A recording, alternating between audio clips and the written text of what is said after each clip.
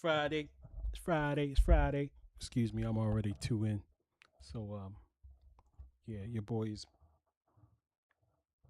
been enjoying the Friday. What's good with everybody? Welcome to the live Friday night. We gonna get going. I already chopped it. Um, I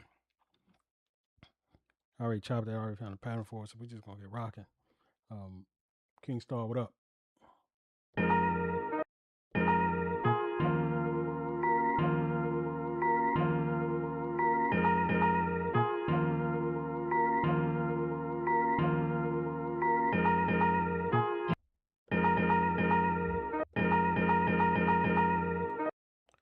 Let's tighten this up a little bit.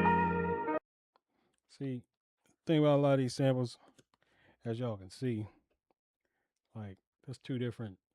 That's the left and the right.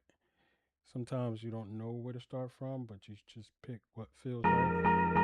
That feels better than the other one.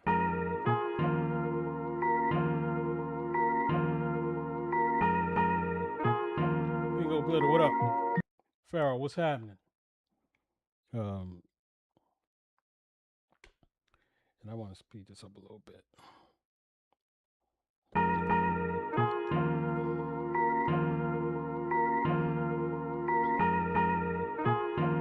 Oh, bro, I'm chilling, bro.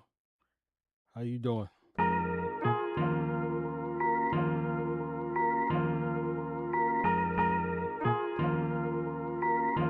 Thank you for liking the live. Be sure to share. Hit that heart me if you feel so inclined. Yeah, I know. Man, that's just a sample. Yeah, you could tell like it's in there too. I mean, I don't know how they recorded this, but we'll fix it. Like we'll just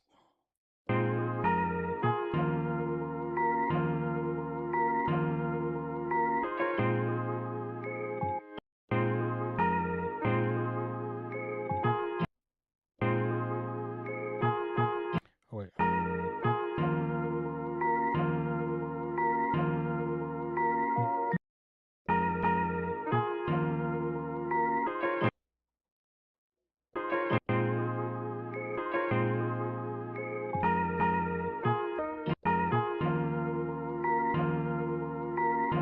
Transient shaper. I've never used that before. Let's go take a listen because I've never used that. I just want to see what it do by year. Transient shaper dynamics maybe. Air transient.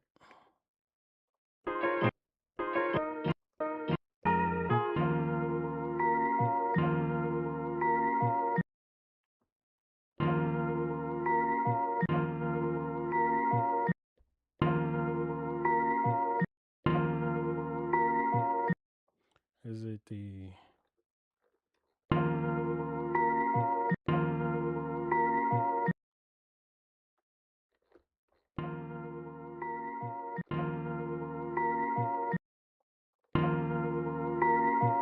It's still a little too high.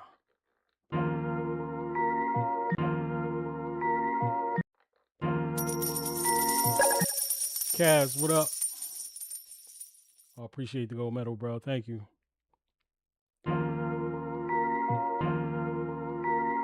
Trying to see what ain't much happening with this transient. Then again, I don't know how to work it.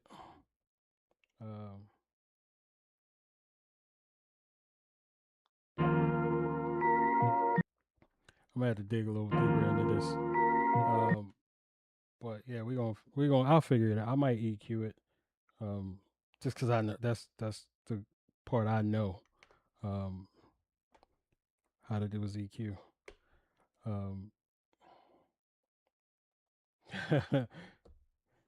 Oh, you. As soon as what the hell was that? Oh shit.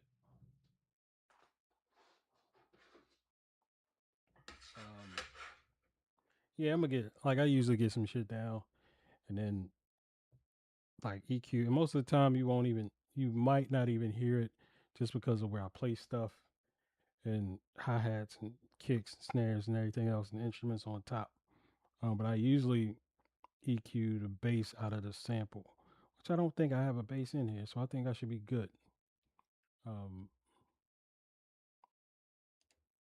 Yeah, so as soon as this thing saves, I've been sitting here for like 20 minutes and it ain't saved once.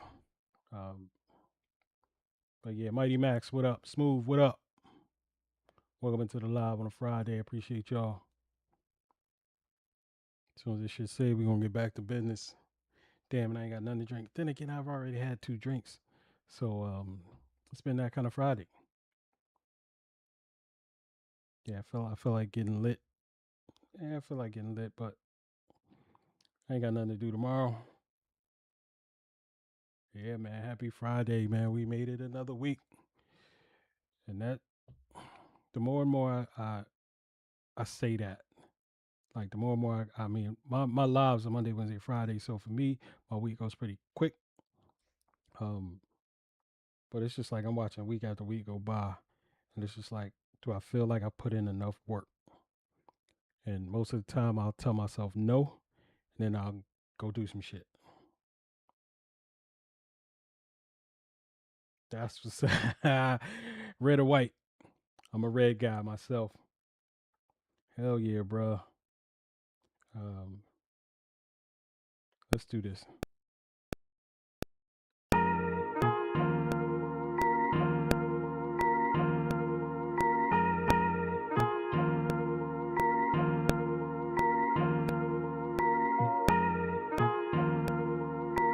I still got another piece I wanted to get in, but this is a 4-bar loop. I can deal with that. Don, what up, bro? Welcome to the live.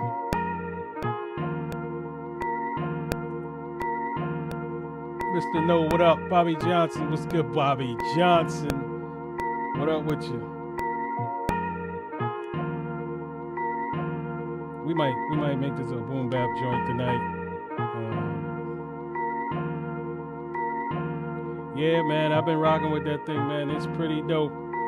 I actually was cooking up this evening while I was at the dinner table, and it's just simple, man. That thing is so simple. Like if you got your drums in there, you got things, you can drop a sample in, chop it up, get right to work. I love that thing. I just gotta find spots to use it outside of this guy. Oh, I'm chilling, bro. Happy Friday. Glad to be here. Glad the weekend's here. Let's go. We're gonna go boom, boom, bap, bap. Get some. I gotta find. Wait, it is microphone.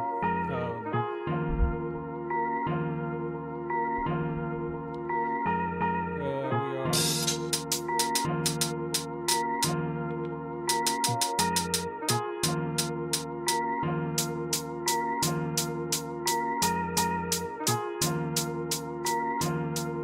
Some people like 16 levels.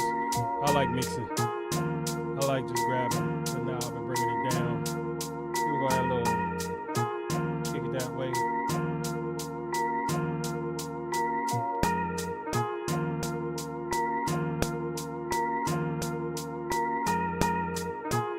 We're gonna turn it down a little more while we're at it.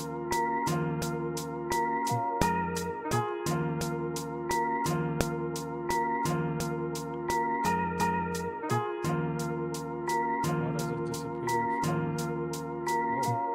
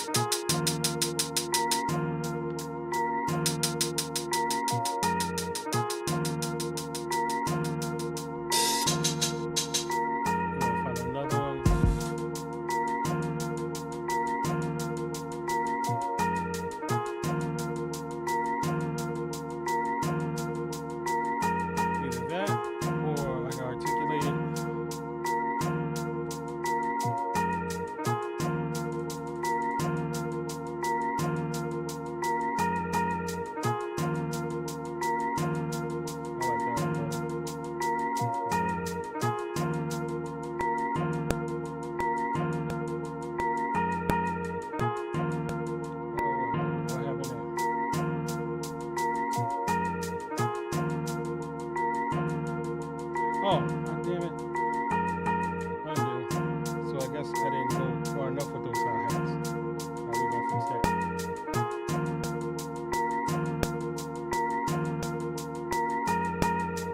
Yeah, man. If you get a chance, if you into it, like pick it up. Like I made two good music purchases. This was one, and that sample was the other one. Like, especially if you out and about, like that's the beauty of it. Like if you go out and about, you can take it with you. Like I was sitting in my car making beats while I waiting for my daughter to finish gymnastics. Like, come on, what's better than that? What's better than cooking up while you literally have nothing to do? So I'm all about it. Let's go back and try to fix this. What's only one? I'm just gonna copy that. Yeah, man. But the thing is, man, you gotta keep whatever you're doing there, man. You gotta keep a simplistic mindset. Like, yeah, man. You can sample USB. You can sample. You can drop stuff onto your SD card. Like, it is easy. Yeah. Big Show, what up, bro? Man, you know, another day, another dollar, another beat, and what? Listening to all this, Universal Music Group, Suno and shit. Like, I've just been following that news. But it is what it is. I don't give a shit.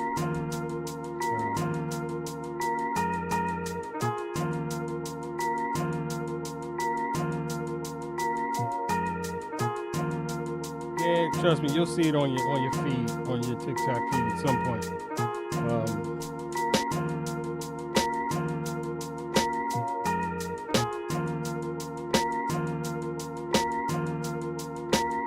I've never used this snare before.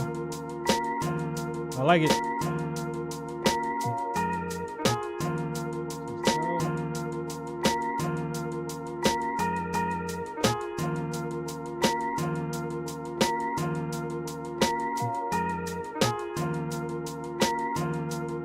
Maybe you just got your MPC.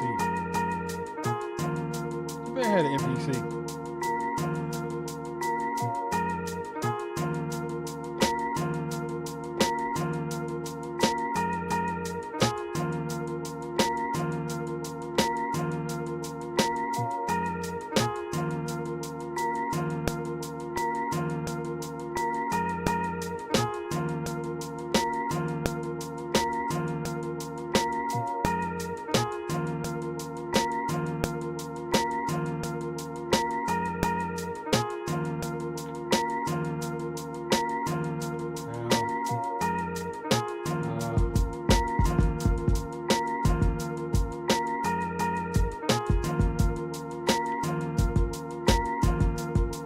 I just did that with the beat I made upstairs on my sample.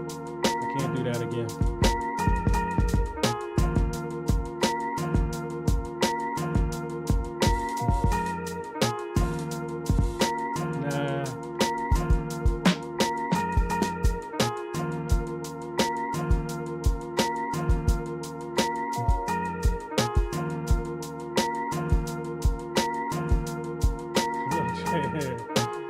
Nah.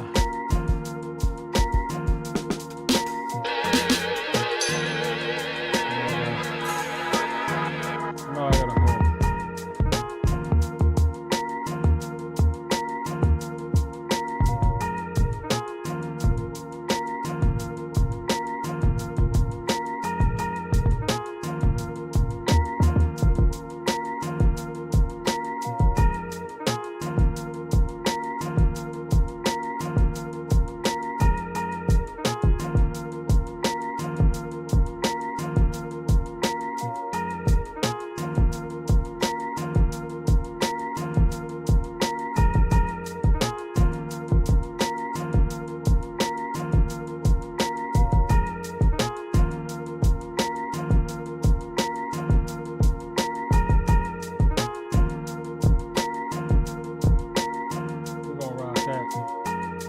if I get it right. I appreciate the love, bro. Thanks for the friendship. Next, let's just try something. Whoa, shit, that's what it was. Wrong fucking button.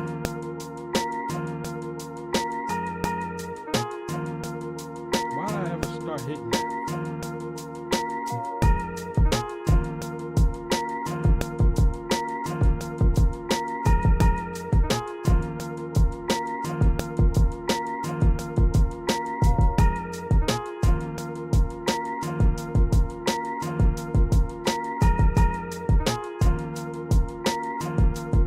Appreciate y'all rocking with me. Thank you for showing up on a Friday. Bro, I don't know if I'm gonna be on long tonight. It depends on it's whatever. Like lately I've been getting off early and doing some other things. Music admin shit, reaching out to a couple people, sending emails, sending beats out and whatnot.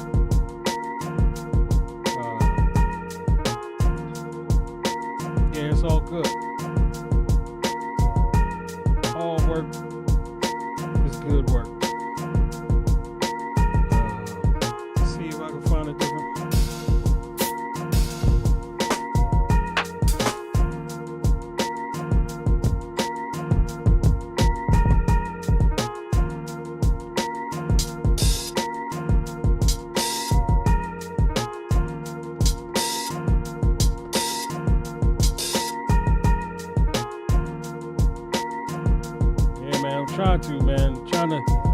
I'm trying to get really busy.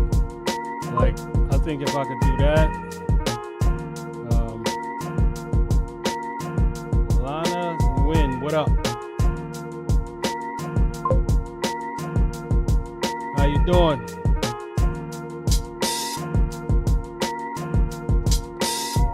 Schultz, what up?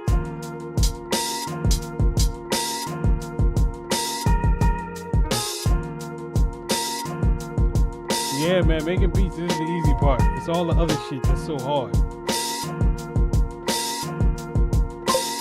Like, just keeping track. Vietnam, that's what's up. I kind of figured that with the last name.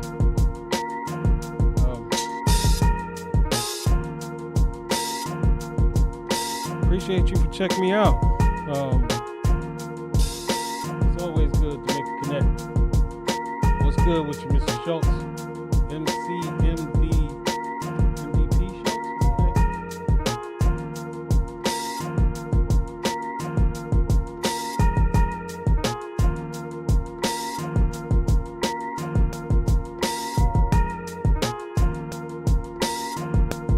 El Paso, Texas. Where everybody from? I know I got a Vietnam checking in on YouTube. El Paso's in the building. I know New York is in the building.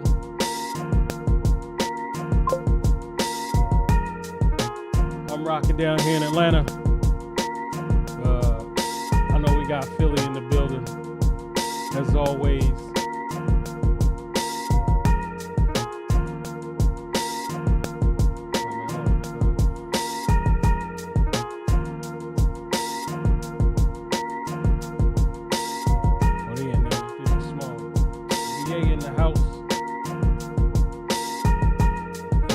Now, or you checking in from VA? Because I know where you're from.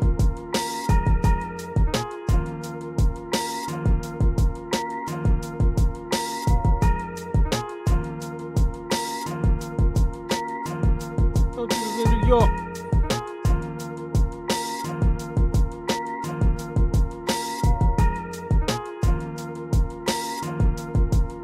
Oh no.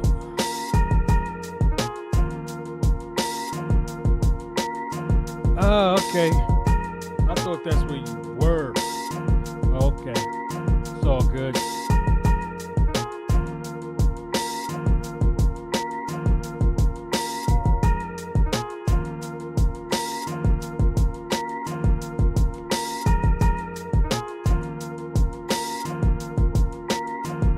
Paso. PA, Philly, Vietnam, Atlanta. Jose, what up?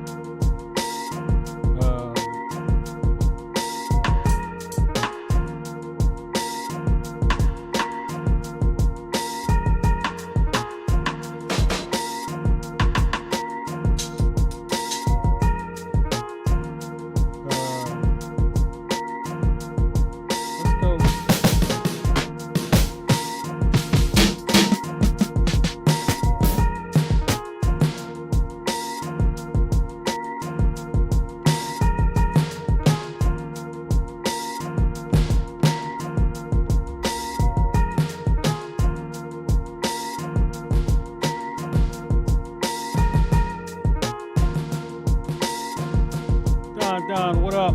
I didn't even see you there, bro.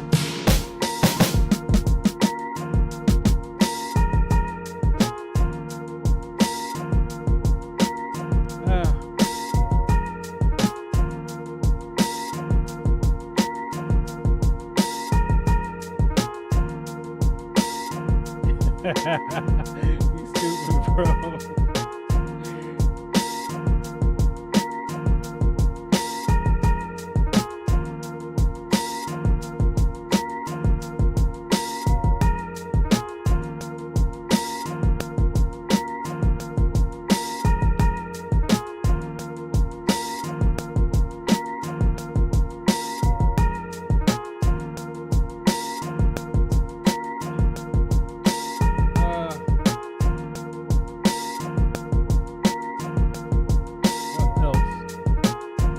Space Ritual, what up?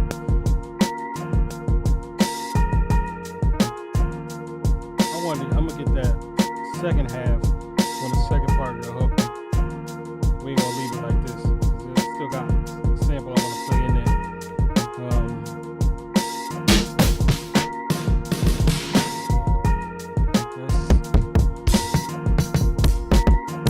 Oh, I forgot how I separated these.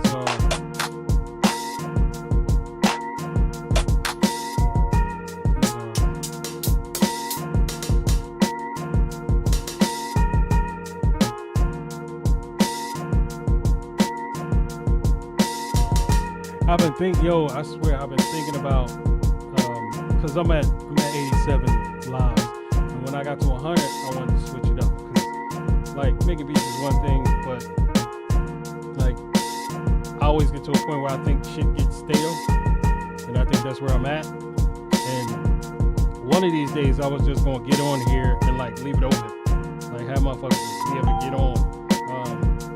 Thank you, Bass Ritual, for the follow. I appreciate it.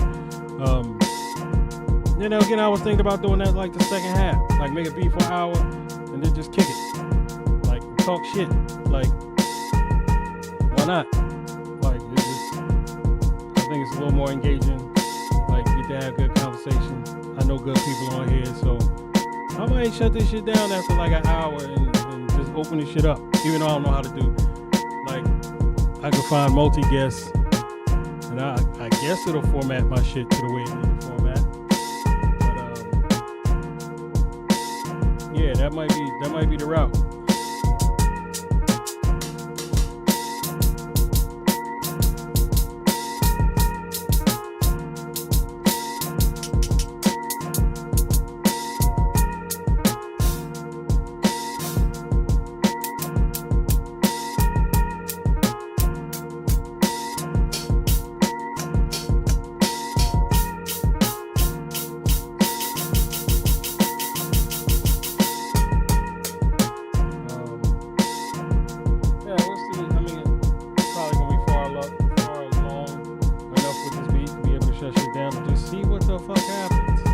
I'm feeling that way tonight.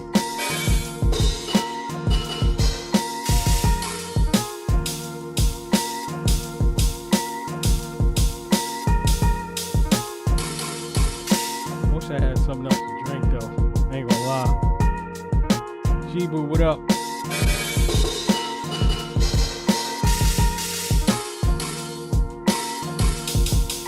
I need some real life effects.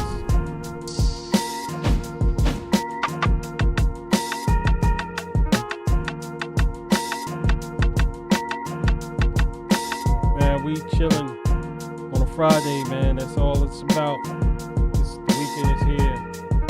Like, just feeling good about it. Being starting to sleep late tomorrow. I ain't got shit to do. So yeah, happy Friday. Oh shit. God dang it. Like, I didn't even know that was in here.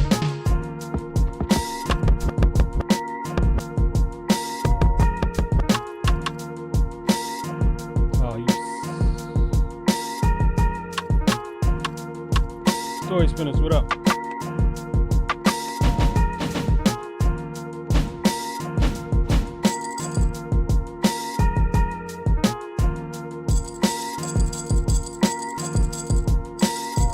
Trying to find just some off the wall, fucking weird.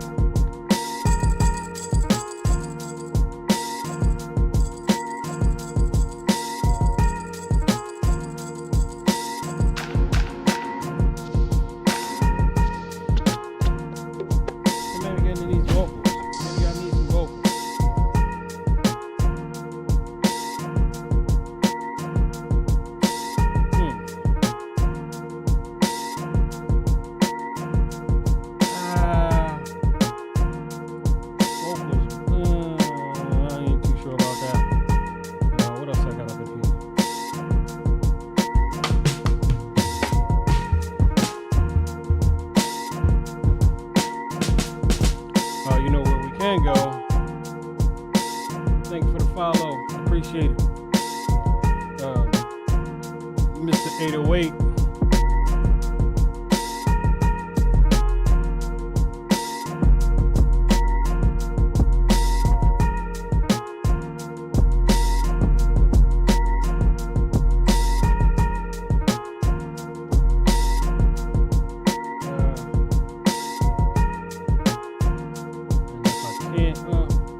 I don't want to play anything on this, honestly, but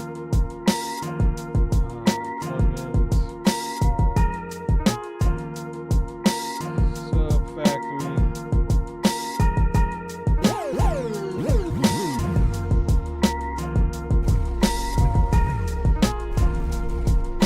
That ain't the one.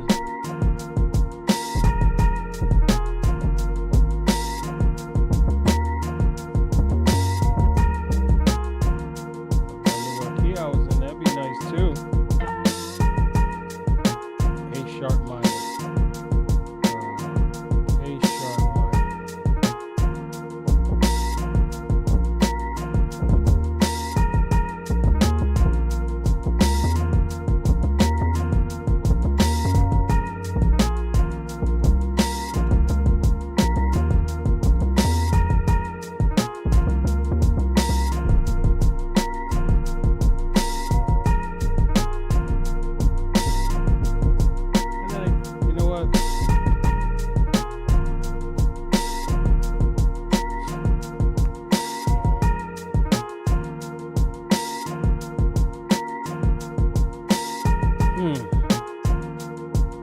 I'm gonna use some other shit. We're gonna go to Spawn, grab a bass line. Cause I ain't used Spawn in a minute. So why not? We're gonna go to the software side. Open up Spawn. Sharp, key scale, E sharp minor. We gonna go energetic. We're gonna go bass. See what the fuck it spits out.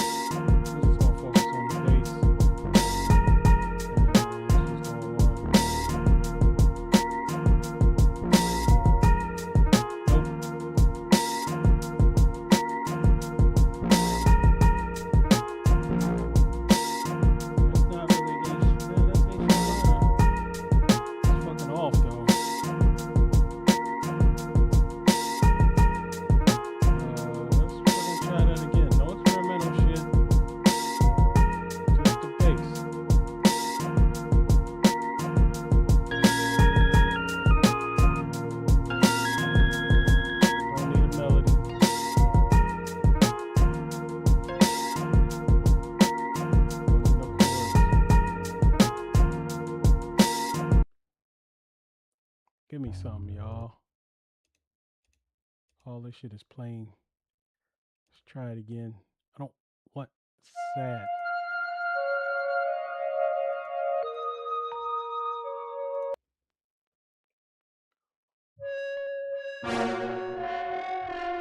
And this is the thing about Spawn. Sometimes you win, sometimes you fucking lose. And might be a loss. I might have to play some shit.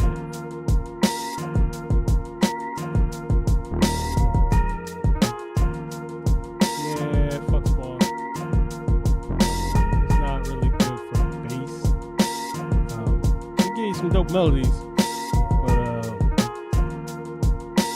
that's about it. We're gonna cut you off, and we just gonna have to play some shit.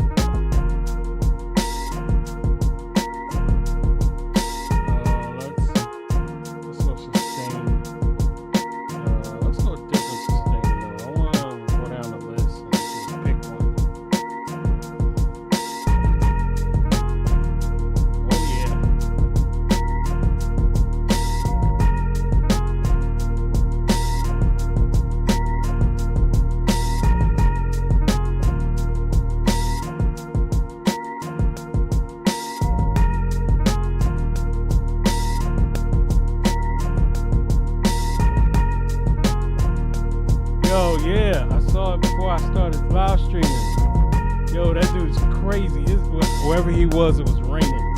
And I'm like, yo, what is up with this dude? But hey, more power to him. Like, that's the way you get yourself noticed. Like, that was the thing. Like, I was going to do a 48-hour live stream of just making beats. Yeah, like, hey, he get noticed though. Like, I wonder how many like viewers he has. Like, 'cause that's gotta be.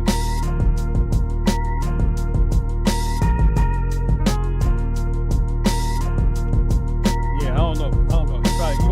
He making a name for himself. I can tell you that much. Like, he will be known. But from Cali, yeah, 3.3 million likes already. Like, that's some shit right there. Man. God, man, how many days is that? Like, that's gotta be like a month. How many miles? Fuck it, man. We going 1.4. Damn. How far is that?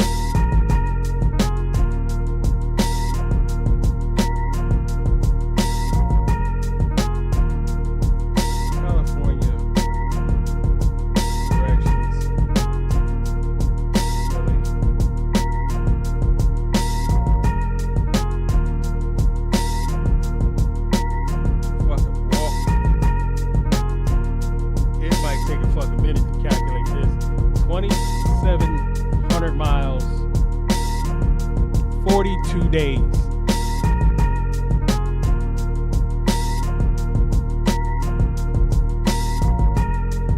God.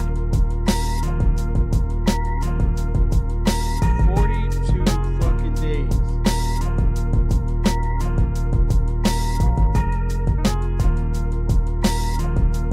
Yeah, man. No, man. God bless him. Like, hopefully he's doing it for a good cause. Like that's gotta be. Yeah, you got. I think.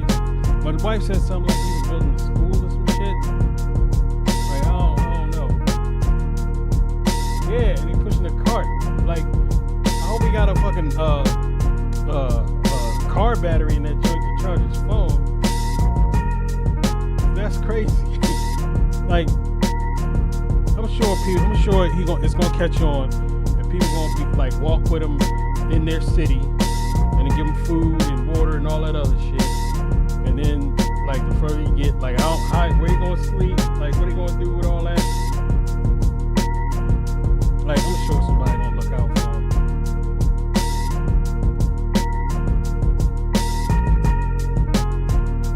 Like Forrest Gump. I was just walking and walking and walking.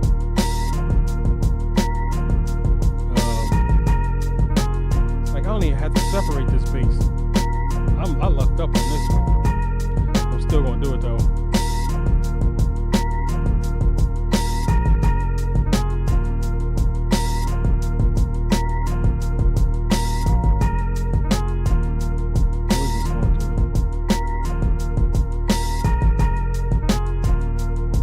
Because of that, we are going to turn it down.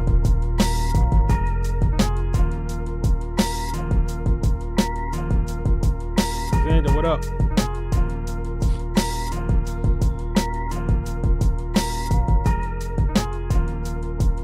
Man, you got use that. Like I use air stereo width on everything. At least on frequencies that sound the same. My kick and my bass, I use it there. My strings, to get my strings to fill out the song, I use it on that too. I might do let's do some old strings. Yeah, let's do some old strings. I think I want Selena. What was that? Where'd that come from? That's a new sound I ain't never heard. MPC plugins. Selena.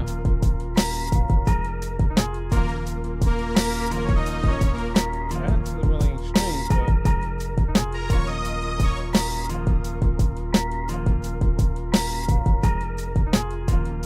yeah, the enhancer. Maximizer sometimes.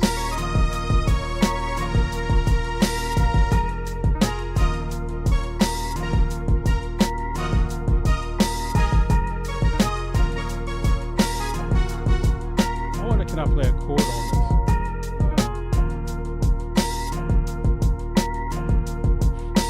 Let's go. Oh, we're gonna do it the easy way. A sharp.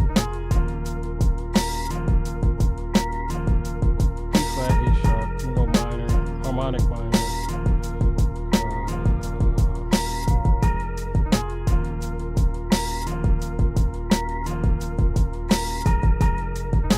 No, not pentatonic.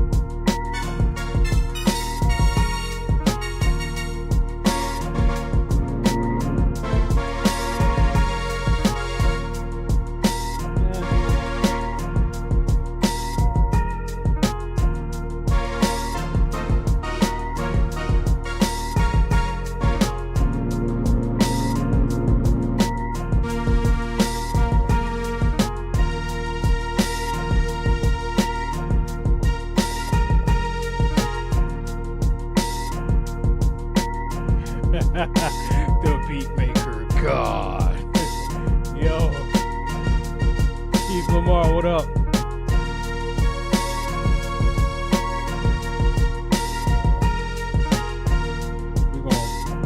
I want them old. I want that old sound to it, so I know I'm gonna go. tape, what's that thing called? Tape something, tape double track.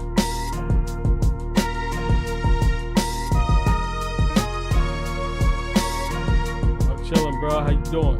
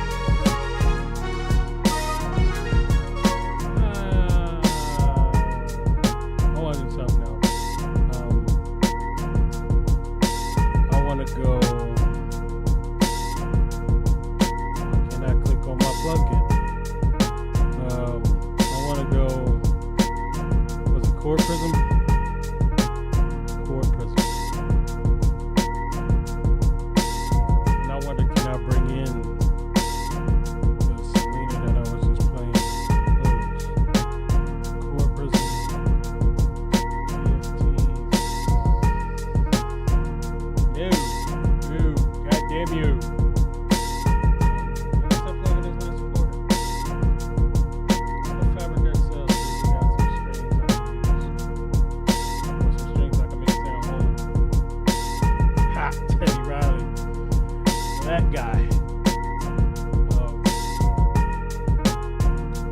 Like, why is he like Teddy ain't been visible for years. Now all of a sudden, I think Kai cut him a check. They cut him a check, and now he's everywhere. Like, he's all up and down my feed. Like he did an unboxing the other day of his travel gear. And can I tell you, it was so set up. He pulled out this case, talked about the case, which is brand new. Ain't had no stickers on it, no scratches, no nothing. Like, I hate when people do that. Like, they cut you a check and you just promote whatever they tell you to promote. Or you sell whatever they tell you to sell. It's like, to me, that's not being authentic. Yeah, wish they cut me a check. Shit. Send me something straight up. Like, we're the ones buying their shit. That's why. Like, and we not big influencers. Like, I don't know, man. Like, sometimes I feel like if I ever blow the fuck up, man, I'm using what I'm using. I ain't promoting shit. And if y'all want to cut me a check, it's gonna have to be fucking huge. Like, yeah, man, fuck that. Like, y'all gonna have to make it very, very interesting. And I ain't talking about just a check. I'm talking about y'all gonna, like, deck my shit out. Yeah, man, I get that, but that's all. Everybody does it though. Everybody's posting videos every day, so it's like how do you really separate yourself?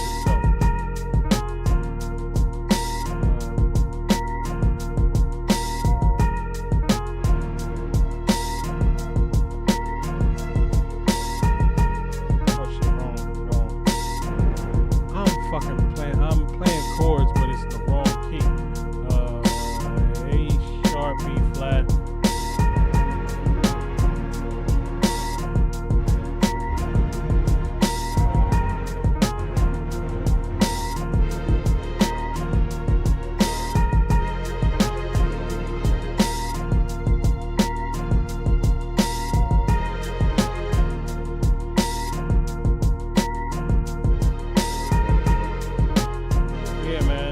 Trying to find that way to be different, and like, honestly, like, when I think about myself and who I am, it's just like, I don't give a fuck about none of that. Like, all I want to do is get the mailbox money. Give me a couple good placements, some residual checks, some publishing, and that's it. Like, I don't need to be on live every day. Like, I don't need to do this shit 3 days a week. When those checks start coming in and I'm just making music, and that music is getting placed and the checks keep coming in, man, y'all might not see me. Like I'll come back on for the love, but it's just like once you get that system in place where you start making money and them checks start rolling in, it's just like you don't want to waste the time. And this is not a waste of time because I'm doing it anyway. I'm building a library and building a bunch of assets, but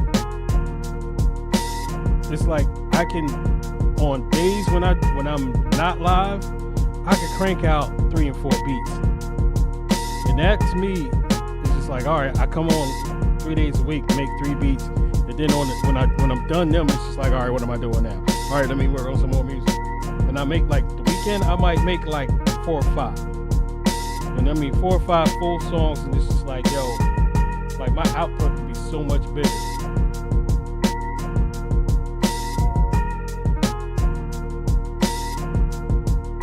Yeah, yep, exactly. But and it's just like, how do we get past that? Like, how do we get past working for somebody else? The Heartbreakers Club, what up? Like, how do we get past working for somebody else and just like, and yeah, you working for somebody else, but it's more like I make music because I love it. If it gets placed, that's great because that's a check.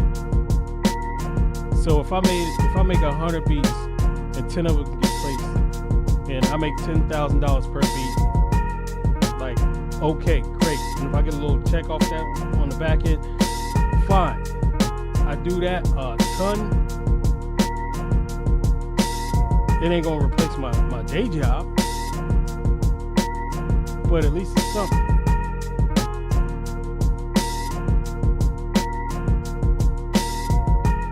Yeah, you do it for love and it's not work. Like, and that's those are facts, straight facts.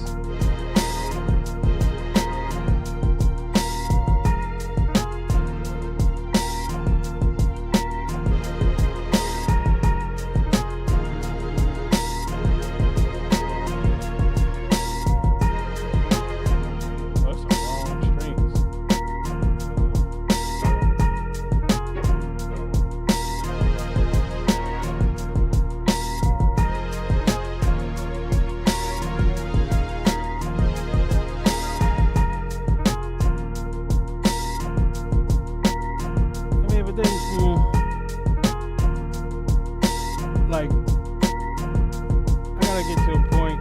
Keep this. Oh, no doubt, man. Like the workflow is built. Like I'm like that part. I don't have a problem with it. I don't think it's the. I would love for this to replace my day job, but in order for that to happen, I got a lot of building to do. I got a lot of building as far as assets, my library, relationships. Like, that's the hard part. When you start from scratch trying to build those relationships.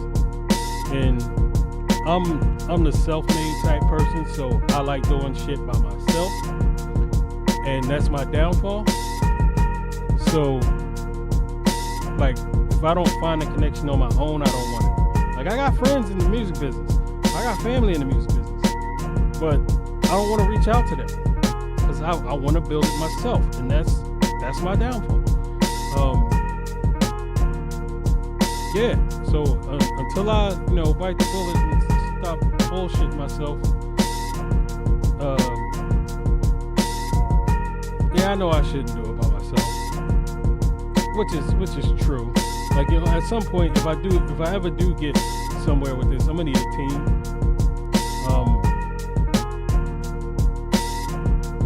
But I mean, it's something about building it yourself that's satisfying for me.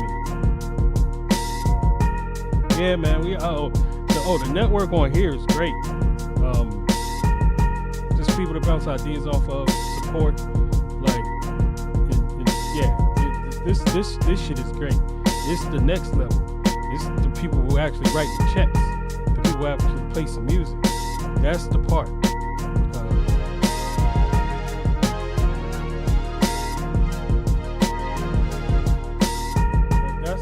That's the ceiling I gotta break.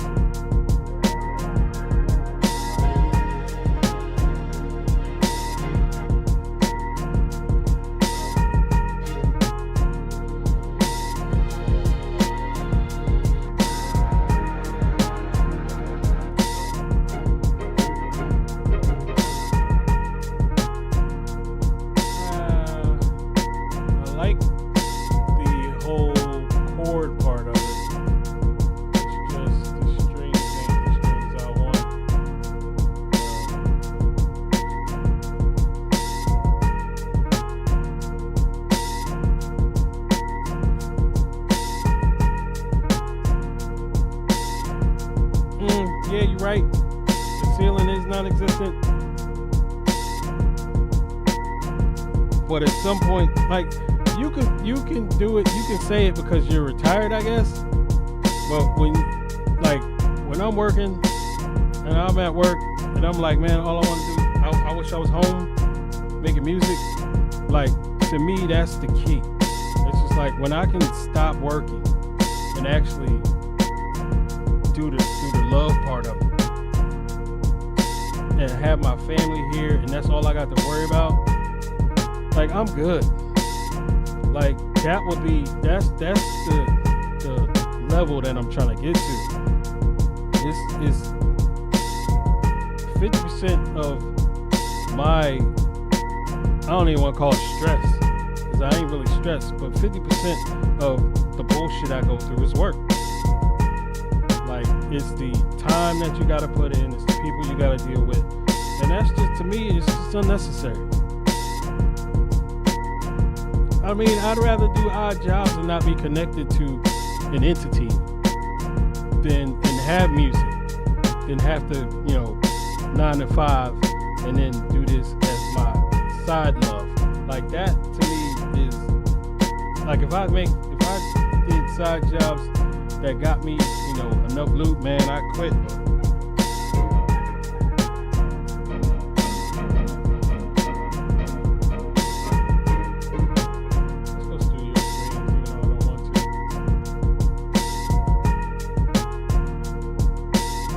I think I'm young enough, like, because I would still love to enjoy life.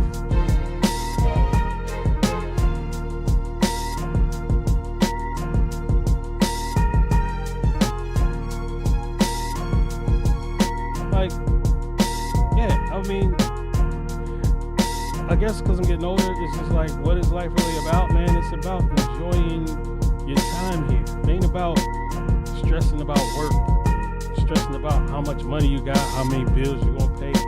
Like, it's just about enjoying the shit that you have and the people around you. Like, and sometimes work takes away from that. That whole anxiety, like, you come home, you talk to your spouse about the stresses of the day and shit, and how you ain't got anxiety about this, that, and the third. Nah.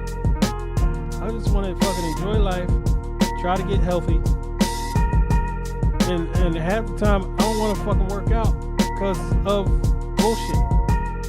It's just like, there is not enough time in the day. I mean, I know 30 minutes ain't nothing, and I could make time for it, but that's 30 minutes I could spend with my kids. 30 minutes I could spend making beats. Damn sure 30 minutes I spend digging on fucking Splice trying to find a sample. So, like, what the fuck? I just want to enjoy life. Right now, enjoying life is just my family and music. That's it.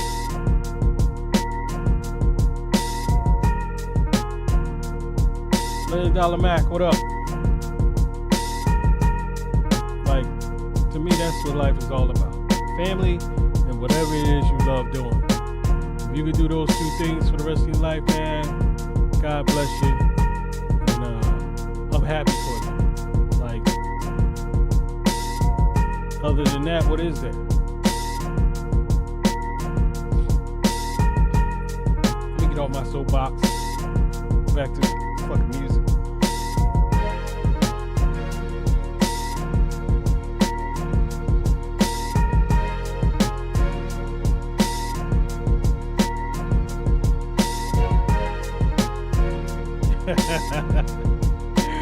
The motherfucker preaching, ain't he?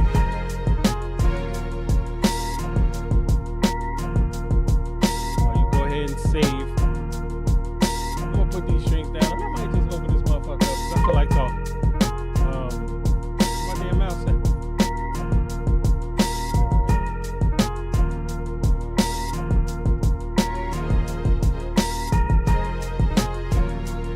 Oh, the grind will never stop, man.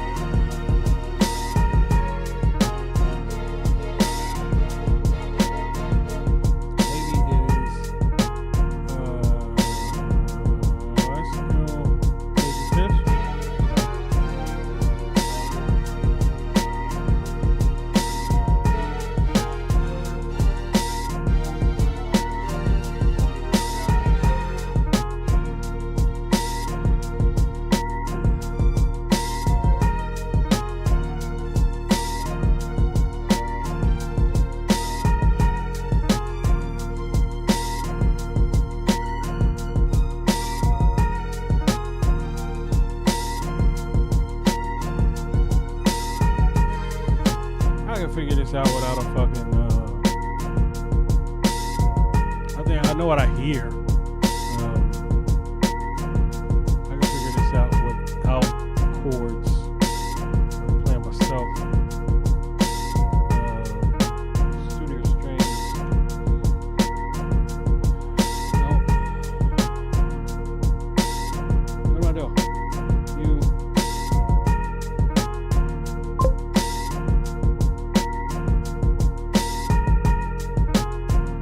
Pursue the happiness. Yeah, man, that's kind of what it is. What up, G?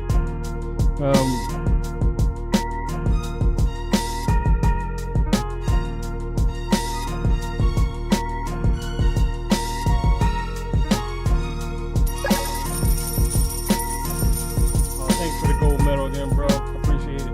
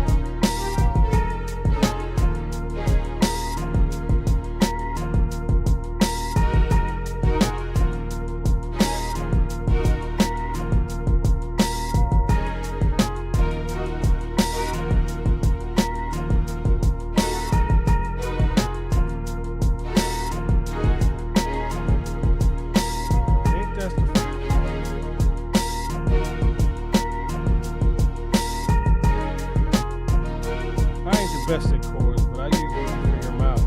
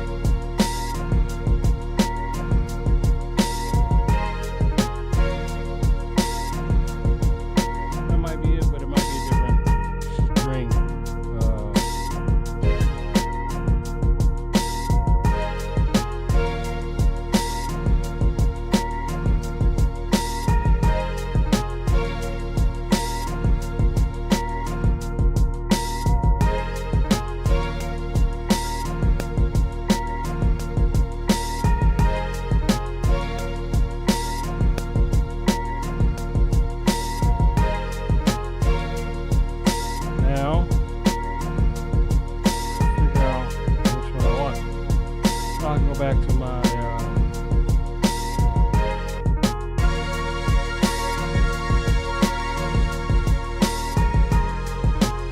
maybe not. I think I do want regular strings. So I'm gonna get that on that take feel.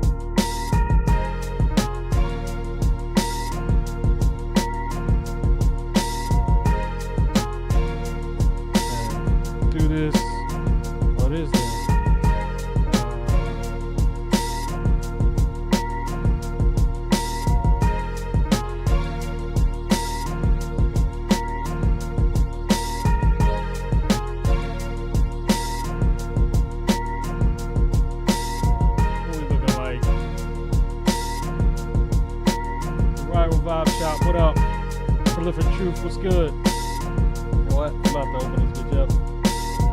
Fuck it, why not? Wait till my homie come back. I'm gonna wrap this shit up. Actually, can I do that shit now? See what it does. I feel like fucking around.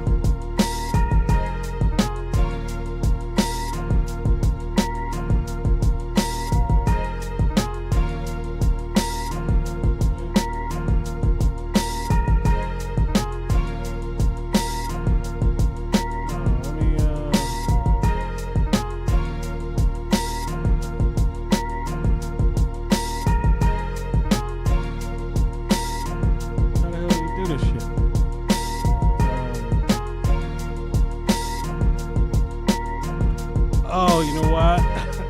Because it's not. I wonder what happens if. Oh, appreciate you, man. Thank you. It's actually the snare is from.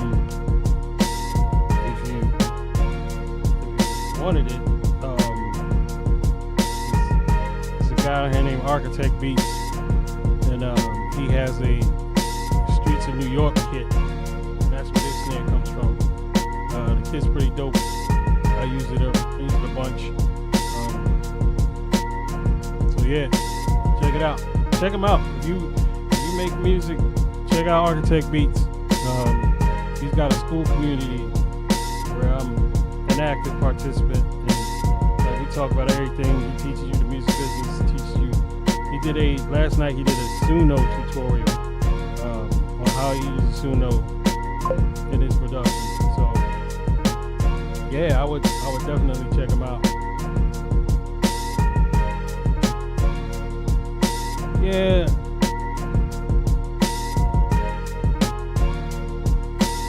I don't think I did anything with the bass. Oh, I did do something with the bass.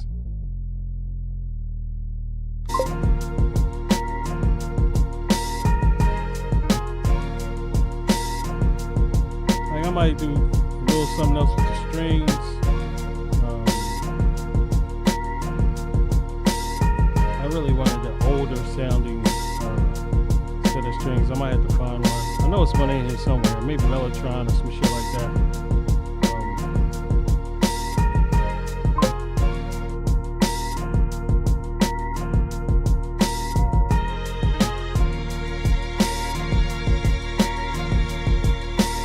Yeah, like I could go look for some strings,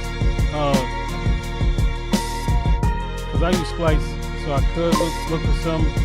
And yeah, this is just a hook.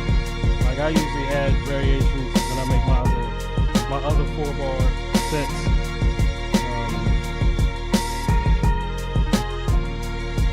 Yeah, I will never keep.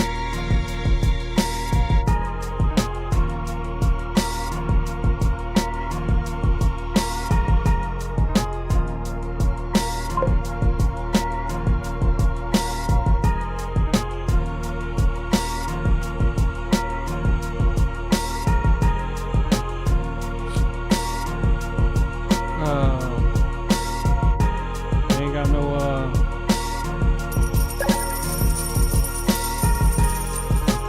one way or the other. Thank you for the harmony. I appreciate it. What's good with you?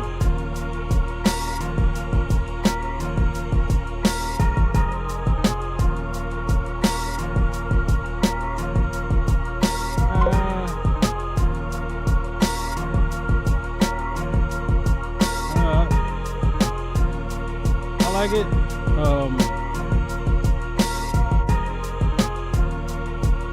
I wonder if I want to see what this delay sounds like.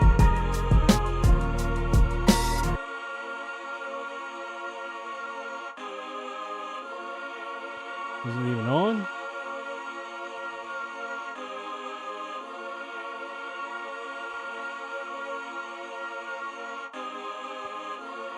I'm gonna go put my favorite delay on it. Let's see what it sounds like.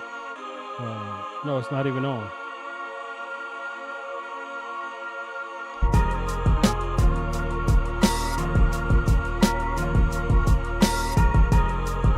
appreciate that, man.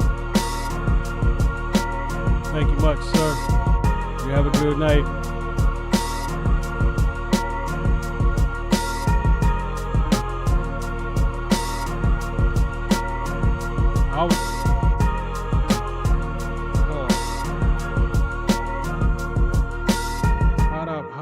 How to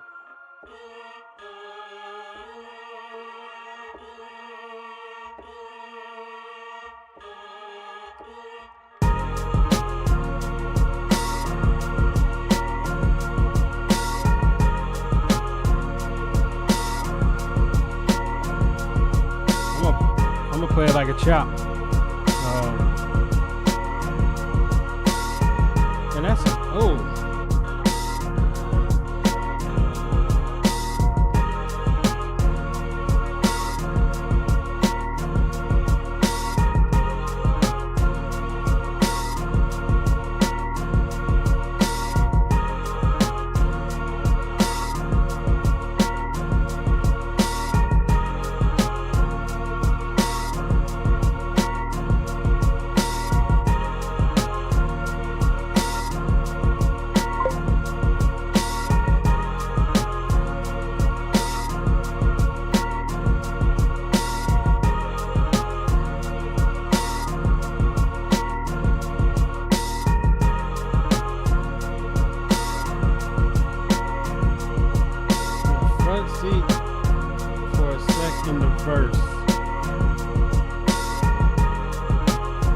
I might, and this normally the way I would do it is I do my hook and I would use this in the hook, but it would be more spaced out, or it would be a longer note.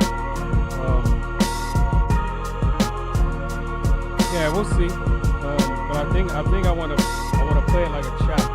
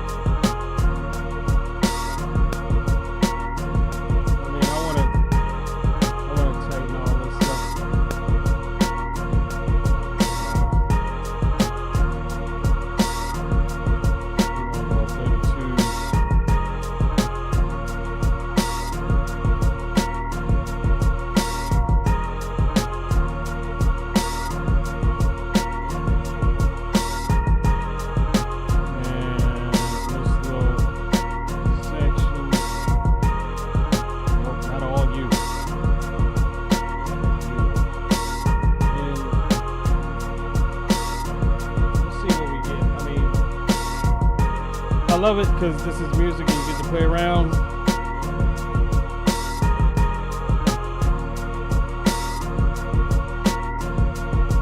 Now,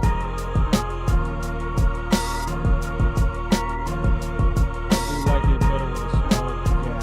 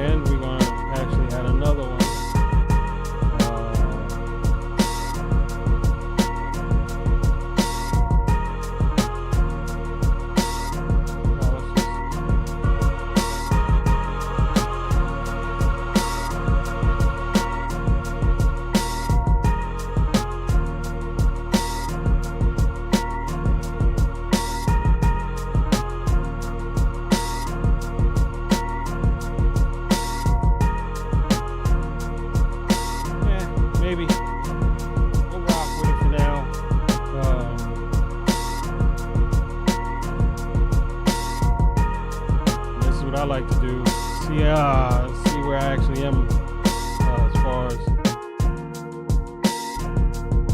we need to label these.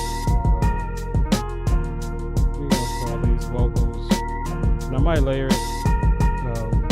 Might layer it with them strings. This is sub.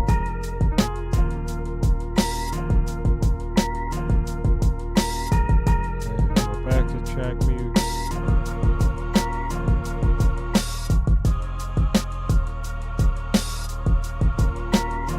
That's a sample.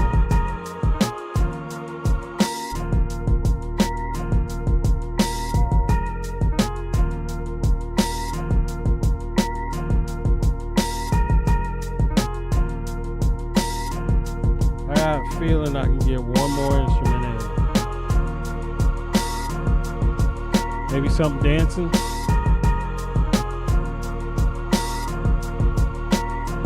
That might be. I got a piano in there.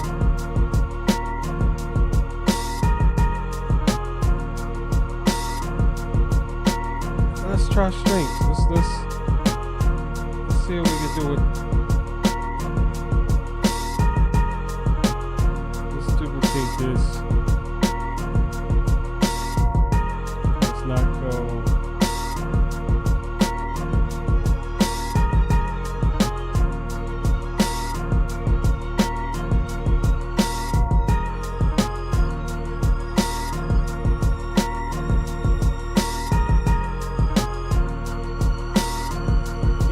Up.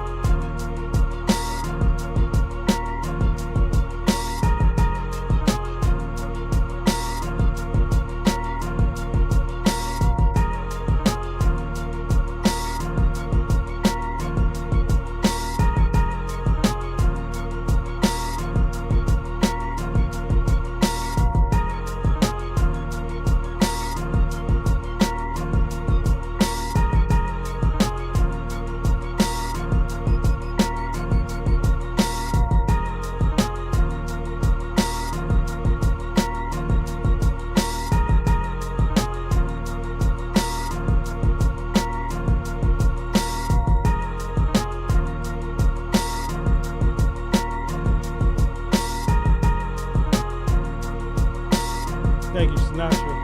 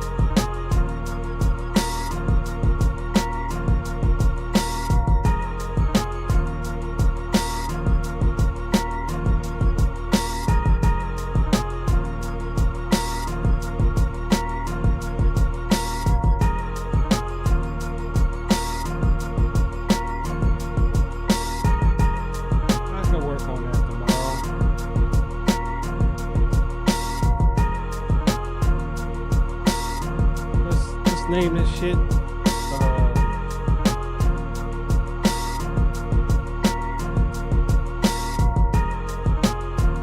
I've been making happy shit a lot lately. Red Winter, what up?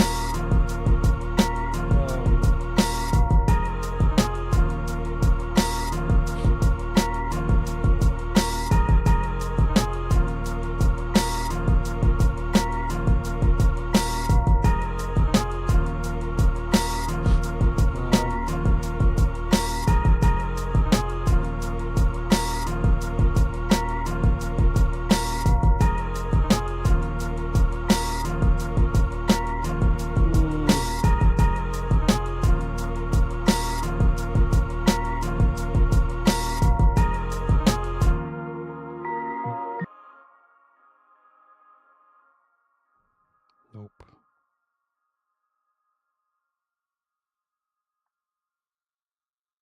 Save this joint. Now, if I go stop you, it goes to that. Let me see.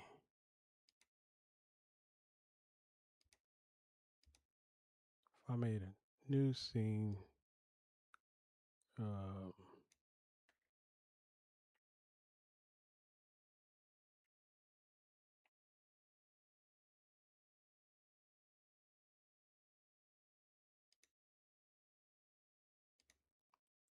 No. Hello? Yeah, check. I would need a multi-chat.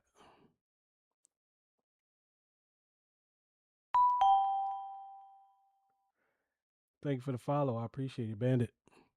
Right now, we just thinking about opening up the live to multi-guests, but I gotta make a fucking screen for it.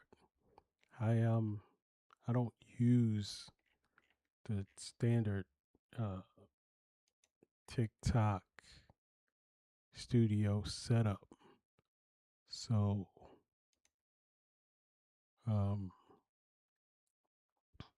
adding cameras and shit. So let's add that. So what we got there? That's gonna switch my shit up. Yeah, so that's crazy. Let's go back to full screen. Can I edit this shit? While, I wonder if I got multi-guess.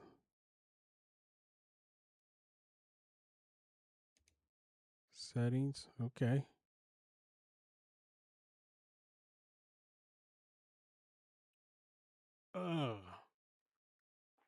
Let's see anybody here. I can fuck around with this right now. 7, what up?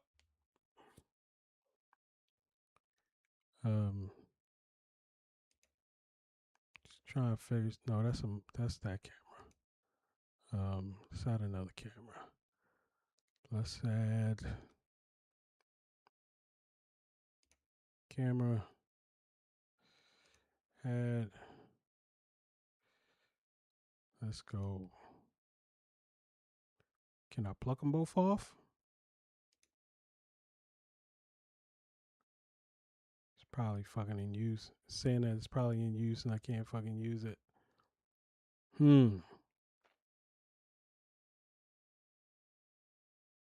I can't do a multi-chat in OBS. So that's going to be an issue.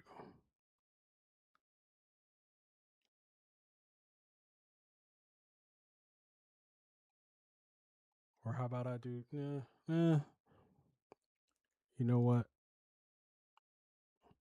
How would I fucking do that in OBS? Call Zach Morris, what up? I'll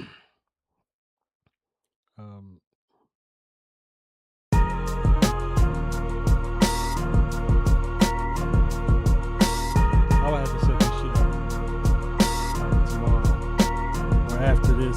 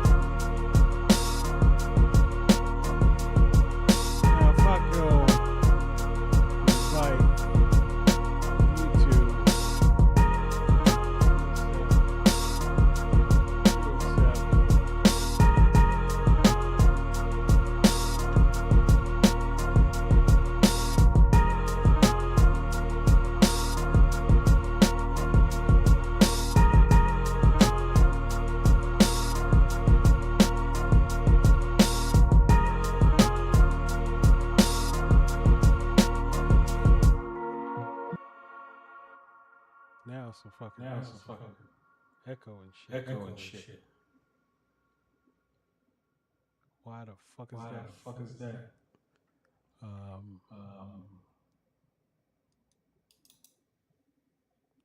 let's see.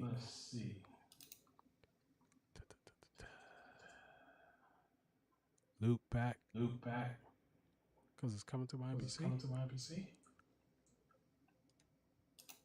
Check, check, check, check, check, check.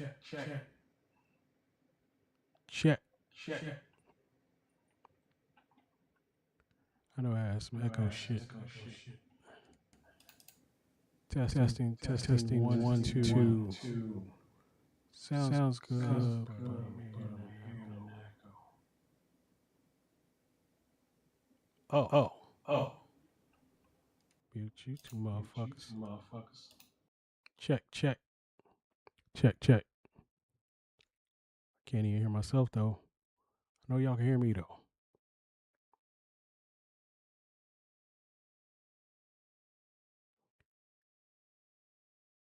Come on, hop in here, bro.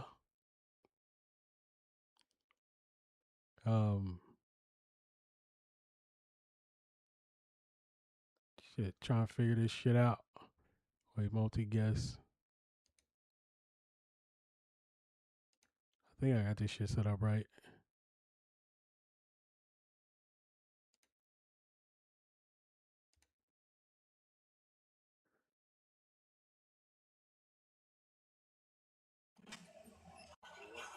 What up? What up? What's good? What's good? Chilling. Like shit, man. I'm all cut off now. What the fuck? I gotta figure this shit out. Well, that's It's, what we here for. it's like going through OBS. Like my camera, my camera is OBS. So Okay. I think I can. I got two of them. Let's cut one off. That's that. Let's cut this one off and move that shit down. God, I need more screen real estate. It's not the screen real estate. It's the Well, no, like that shit go away. Yeah. So if I move this down, all right, there I am. That fucking works. Like, nah, it's like the how big you have TikTok Studio set up. Like it the more people come in, the more your screen like gets smaller. So I just gotta adjust my shit every time. oh, okay. Yeah, but then again, I could get rid of these two losers. Like, I was just doing it to see if that's how it really worked. Cause it don't give you no setup when you're in TikTok Studio. It don't give you no grid setup as far as um like like the empty spots for people to come in. oh, because you on TikTok. Yeah, I'm Well, on Studio. Like, well, yeah, it'll. Then again, I don't. Maybe it has. Maybe it does have some it shit. does because I don't know if you can see like right now, me and you are in, Yeah, equal size screen. yeah. I'm trying to settings. Like it says settings invite up to 8 guests. Then there's a layout, but where is like how do I run this layout? I guess once you let the people in, then it'll adjust automatically. That's crazy. Cause I know like if you just do it in from the phone, when people do it like that, it just You get them. have empty boxes. Yeah, and it said like I go to settings and it has that layout and it has like 8 boxes of people. And you could change the layout, but you can't like run the layout. Well, let's go with fixed. Fixed save. Oh, there we go. Oh, there it is. All right, Okay. that makes sense. So what you hit? Because No, I hit now you teaching me. because in Studio when you hit change layout, there is a uh, fixed layout and a fluid layout. The fluid layout, I guess, just puts people where you want them to go. The fixed layout actually gives you this setup of 8 people. Okay. which look pretty dope. Yeah. This is Uh, good. This is good. let's say I invite some motherfucking people. Um, That's the thing people don't like about TikTok though, because you only can have what's this, nine guests yeah, total. yeah. And Which, sometimes people want more. and then again, man, that's a bunch of people talking. Like, it depends. You gotta be a moderator and shit.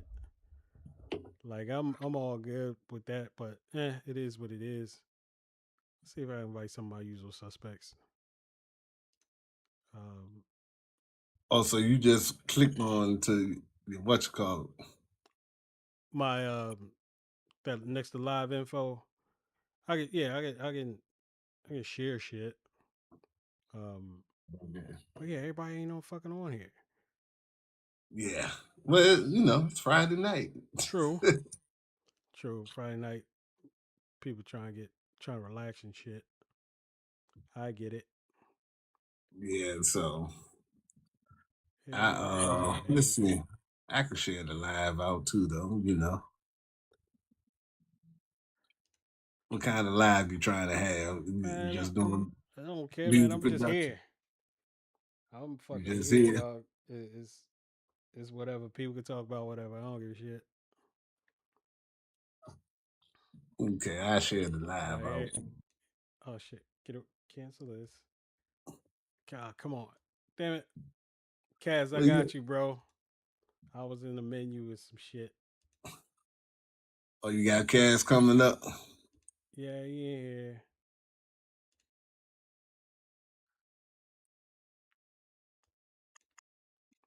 What's My boy good? Rick. What's up, brothers? Chilling, man. What's Good, good what's with you? good? I'm good. I'm good. How y'all feeling? Man, I'm happy to be here, dog. That's all. Yeah, I'm doing Sir. well. I'm doing well. Yes, Watching sir. the game, looking for inspiration. That's it. Look in the mirror, brother. That's inspiration. That's it. That's I all we don't know need. about y'all, but like when I hear certain things, it just clicks and just be like, all right, go do it. Oh It's just yeah. like certain sounds. Oh yeah. Yeah, Like I could be just watching TV, just chilling, then I hear something, be like, boom, I just jumps up. Like that's like when I used to sample like regular music.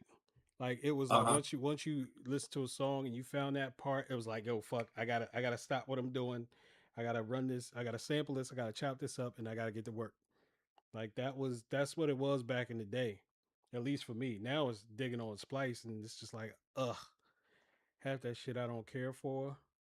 And every once in Uh, a while you find a gem. It's just it's in a different spot than what you would think it would be in. right. And that's the crazy part about Splice. that's true. It's never in the first page Yeah, either. yeah, nah. I'll put my Splice search on random, and then I'll just scroll Mhm. down. That's, I that's need true. to I need to start using my splice more often. Right, dog, I go man. straight to page 7. Yeah, I don't yeah. know. Like page 7, I feel like seven's a lucky number. I I gotta can try scroll that down. then. And there's always some hidden things in there. I'm like, oh, damn, it's Okay, not a page page. 7.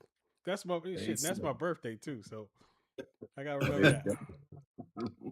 Cause yeah, I was like, even before I got on, I was on Splice for like an hour, and it's just like, why am I scrolling, listening to shit, and I'm not finding nothing.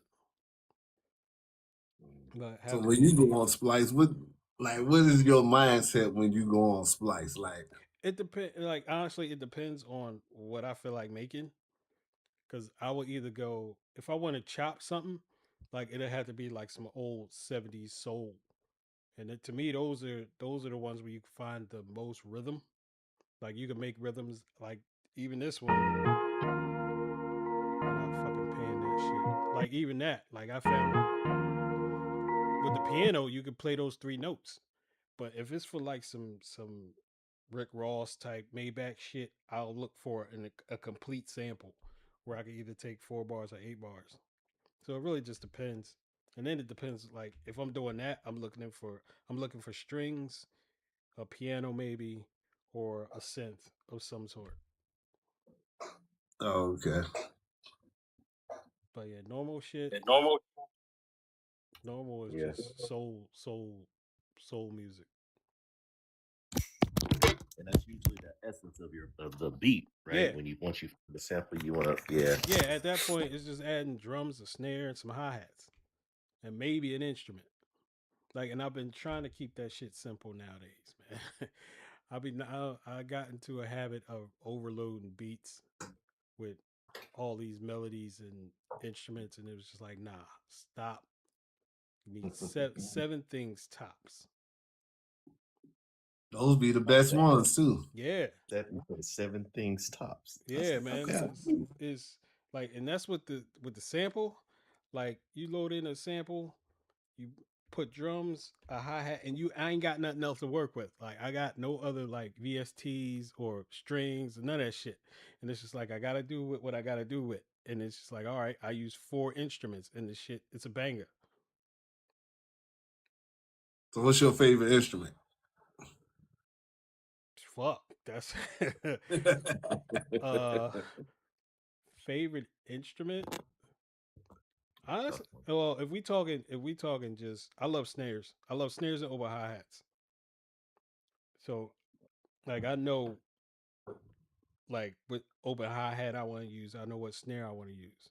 So for me, usually I'm just sticking with those. Like those are always I will always use the two that I normally use, unless it's a different type of beat.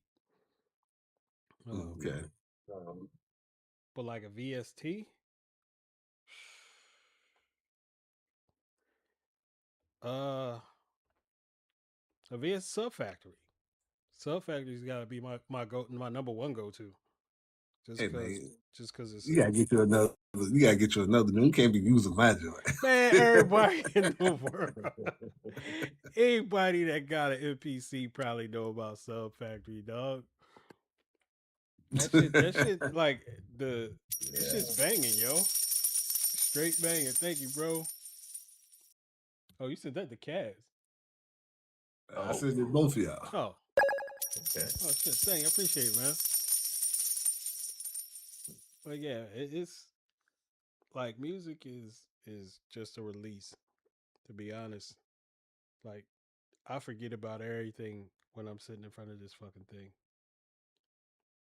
Yeah. Yeah. It's one of those, just let your creativity flow, and you thinking about the music. You're not thinking about otherworldly shit, which is awesome. Cass, what you be using? Yeah, man, I'm the same way. If I don't make a beat, like I work from home today, and I logged out early, so ready to get up.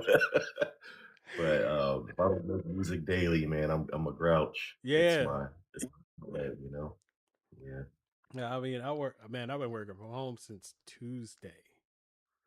Like, it's spring break in Georgia. Well, in Georgia, uh, Cobb and Paulding County is spring break, so kids is out for the week. So everybody at my job, like, they go on vacation. So my boss went on vacation, and all my people are working from home. So we've been home. I've been home since Tuesday. So I've been, and my work computer is directly behind me on another desk. So I just been sliding my chair back and forth. Like when I hear my email go off, I run over there, check the email, do that. Then once everybody come, I come back over here. I get back to making music. Yeah. Like, yeah, it's this shit's dangerous, man. It's very dangerous. It is, but it's funny. Like one day we'll be laughing at this, right? Because Yeah, like, that's all we do. Like, one day I used to balancing man. both Yeah, I work used to and fucking bounce over there and had to take my lunch and come over this side with my lunch, eat lunch, making beats and shit. Nah. Now, hopefully one day I can laugh at this shit, man. it'll happen. It'll happen, man. That's why I like. Every Friday I do this little beat competition on. So I always get ready. Like Thursday, I start fine tuning, and then I'll try to work from home, and then I got my notebook. I'm like, oh, this is gonna be my leadoff hitter, and then this one's coming number two. You know, you just it's fun, the excitement of the challenge of it. Yeah. It's Oh, live. like beat. It's live. Yeah, it's live. I just throw it out there to see what happens. Yeah, Like if I man. get Yeah, voted off, I man. get voted off. Like you say, man, you never know who watching. Right. So But yeah, I mean, that's the excitement every week. Like on top of like what we do behind the scenes in terms of getting the music from it. yeah, and it's like for me, like doing this, going live every other day, man. Like in the beginning, it was crazy. Like I was nervous and shit. Like I used to be in here sweating. Like, oh my god, what am I gonna do now? And is this shit really gonna work out? Like now, I don't. Now it's nothing. Like now is I get on, I make something. I usually can make something, but if it don't come out, it don't come out. Like, and I'm not like I ain't in here sweating and nothing. I just know, like I got a system down, so it is what it is. Right. What amazes me how you control it, because sometimes when we making beats, even when we're by ourselves, you're not live. Like I get lost, and sometimes you be on a live and you figure that thing out. Like Yeah, woo, so it's a process. I would be sweating bullets. Like honestly, it's the process and how you make beats. Like I know if I got a sample, I'm gonna put hi hats first. I'm gonna do either a 1/8 or a 1/4, and then I'm gonna do a 1/8 or 1/16. After that, I'm gonna lay down a kick and a snare. After that, I'm gonna lay down a open hi hat. Like those, and that's usually the base of the beat. If I add another percussion instrument or sound effect, I'll do that later, and then I go right into instruments. So it's a process that I do one thing, I do another thing, I do another thing. I got a pretty solid base, and then I can add another instrument or two. So it's just for me, it's just a process now. It's like I can make a pretty decent beat, or I can make something. It might work, it might not work, but I'm gonna still follow that process. And if I follow that process, at least I know it's gonna be something. Right, right. So it's like that's been the easier part of going live for me now. It's like I know that process. So at least if I do something, if it doesn't sound good, at least I know it's something. That's some substance. Yeah. Yeah, Yeah. It might not be a banger, or it might just be like one of them you could put on the shelf and say you got a beat. yeah. But Big yeah. Show, what you using, brother? Oh, I got a key 37. That's what I be using Okay. in controller mode. Yeah. Oh, you rocking in controller mode now. Yo, is this shit been crashing? Nah. All right, because I don't know what it is, but every once in a while, um, usually during my export, like before I export or opening up certain plugins, my shit the software will crash, which will take down my entire system. Like Oh, wow. I will click on the software will go had that little white screen over it, and then it'll pop up and say, "Hey, this system is crashed. Do you want to exit out, close, or whatever?" As soon as I hit close, my entire system reboots. Do you have all like background stuff closed? No, man, I got one screensaver. I got and normal most of the time it's not even live. It's just when I'm just rocking with in controller mode. It's usually the day after when I'm finishing up the beat. But No, yeah, well, I'm asking it like, okay, you got Windows, right? yeah.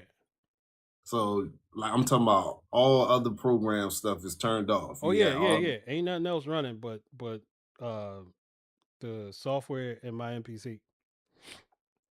Yeah, and I think it's I don't know if it's like if yours don't crash, like it's got to be something with the computer because I mean literally it's not like the program crashes and you can close the program and bring it back up. Like when I hit that X, like my computer gives me an error and the shit reboots. oh wow. Yeah. So I'm like, what the fuck is that about? Like and I haven't gone into the BIOS and all that other shit. I need to, but I gotta find time to do that and start tweaking shit. Cause I'm a geek. Like I can open up a computer and fucking pull parts out and do all that shit, but I just ain't had the time to. And it's a pretty fairly new computer. So Yeah. yeah, I got figured out, or I figure out what not to do so it doesn't do that shit. But I went on. Well, I stumbled across a video and it was talking about like music production, how you cut everything off, and it just went Oh down. yeah, yeah. You showed me that, and I did that on my last PC. I need to watch that shit again. So Cause you yeah, haven't done it on this one. no, I ain't done it on this one. I should. Yeah, I might have to do that. That's why I haven't. Since I did that, I never had an issue as far as the PC part. Never. Knock on wood. Yeah. Computers, man. Sometimes I'll be making middle of B. I'm like, damn, I better save this shit. I forgot. Bruh, straight up. Like autosave is good, but like it depends. It all depends. Like sometimes I'll be like, I'll just be in the flow and I forget. But now Yeah. more so nowadays, I put it in autosave and I know how to get to the autosave file. There's usually two. And one's under like MPC temp backup. And that's the most recent autosave. I go find that shit and then I'll load that back up and I'm usually in a good spot. Yeah, I don't use autosave. I don't. And ooh, brother. I like because my shit does this, that's why I use it. And I know why it takes so long. I need to clean out my template project. Like I got like 5 drum kits in that template project, and every time it auto saves, it saves every file, Oh wow. and that's why it takes so long. So if I because when I take projects from my sample to the X, I save them here. That shit go by like that because there's like 6. It might be tops, maybe 2 kits. So we're talking 32 sounds, and like Yeah. you save it in a blink of an eye. So I figured I got to do that. I got to clean out my project. Yeah, I was wondering why when you be saving, Yeah, it be taking. I'm like, it's damn, why taking a is it gonna fucking take so minute, long? cause that's cause like when I look at this shit, I literally 1, 2, 3, 4, 5, 6, 7, 8 drum kits, and I mean these 8 drum kits, I've got sounds on A through probably G. So Oh wow. it's a shitload of sounds. And some days I need them, some days I don't. I need to just I need to go through this shit and only put in like 1 or 2 of these drum kits because I know I don't use mine. I use live drums and I use Architect Beats drums, and it's just like all right, I need to just rock with those 2 kits and anything else I need I just go get. At some point I think I'll go through it just to make shit smoother. You say you use Architect beat Yeah, drums? Like it's I bought one of his beat packs. oh, I'll look into It's that. pretty. It's not what he uses, but like those are all his kick drums. We ain't hear nothing. Y'all ain't hear nothing. Nah. Damn it! Some told me look at it, I just see you tapping. What I'm the like, fuck? Nah, you know why? Cause the way and that's I hate TikTok for this. So if I cut my loop back on, you should hear. No, you don't hear double me. yeah, we hear that. Yeah, so like he got some pretty dope sounds. Like the snare that I use tonight, that one, that's pretty dope. So every once in a while, you get a good drum out of it. Yeah. Man, I bought it off somebody and I couldn't figure out how to go ahead. I kept going back and forth. It was the link expired. Well, you break it up. What'd you say? Can you hear me now? Yeah. I said I bought a kit off somebody the other day I and it wouldn't download. And then I went back the next time. The link was on. Hey, Riz, turn your loop back off. oh wait, yeah, that might be it Oh, too. got the loop. I do hear myself. Oh wait, yeah, that's probably what that is. All right. Auntie, what up? What you were saying, Cass? No, I was saying Jay-Z called me last night. I'm just playing with y'all. Shit, man, No, I I was wish. saying, man. Let me I get wish. Jay-Z call you, better take the 50,000. Thank you for the heart, Give me me $5 and I just want 2% of the Look, man, license. give me one placement, man. That's all I need. Here's my whole library of beats. Pick one. That's all I need. Just one. Yeah, Let me get some publishing, and I'll be good. facts. But yeah, that's the goal. Like, that's what I be telling my wife here, man. She be like, "You be in the studio all." I'm like, "Yeah, man. yeah, Come home, have a quick dinner. I'm up. yep. Oh, I gotta get. I love y'all. Peace." Like that's why I do everything at 8:30, because 8:30 people go to sleep in my house. Like my daughter sleep, my son will be up till like 12, but my wife 9:30 she out. I give her a kiss goodnight, go right downstairs, be down here till like 1 or 2 in the morning. Mm-hmm. I think that's the good thing about me being single. I ain't got to do what you want. Like, you want to make beats in the morning, at night. Yeah. I mean, like, we got. I was dealing with somebody, you know, I let them come over. Then, in the middle of the night, I jumped up there. It's like, are you really gonna do this? I said, you know what? This would be your last night over. Get used to it. Like, yeah, like, yo, if you're gonna be with me, this is what it is. Yeah, that's what I do. That's it. And this is why I have everything. When they say bedroom producer, I am the definition of a bedroom producer. Because I would be sitting there watching TV and jump up out the bed and come right on over. Richie, what up? Is that Richie? Yeah, Richie. Richie. What's up, Richie? Come on in, Man, Mike. we was on a live together last night. What was that? Could you jump in? Yeah. What's good with you, Rich? Hey, What up, Richie? man? I got a call from your city, bro. They said there's some fellows over there telling a whole bunch of lies. I had to come over here and check and see if that was true, man. So I'm coming over to peek. What's up, fellas? What's going on, man? Man, it's crazy over here, man. Got big thunderstorms and stuff going on right now, man. It's pretty wild. Right. Yeah, we got some. We usually don't get that over here. Well, we do from time to time, but rare, you know. Yeah. Yeah. We damn near in the middle of summer in Georgia, man. Oh man, You yeah, I'm are- over here in Central. I ain't too far from Cas. I'm in Central Valley, so I'm right by Modesto. We get real hot up here, but we don't get like when it rains. Every once in a while, we get the thunderstorms. But they talking about maybe even a small tornado could possibly happen. I'm like, what? Damn. That's rare. Yeah, that's yeah. pretty rare. Yeah. I got my house out there in Cali, but I'm in Texas. I got a house in Texas in Cali, Richie. So I came out to Texas Oh, okay. for a minute, man. Okay, So because I saw you mentioned something about Oakland, so I thought you was from out that way.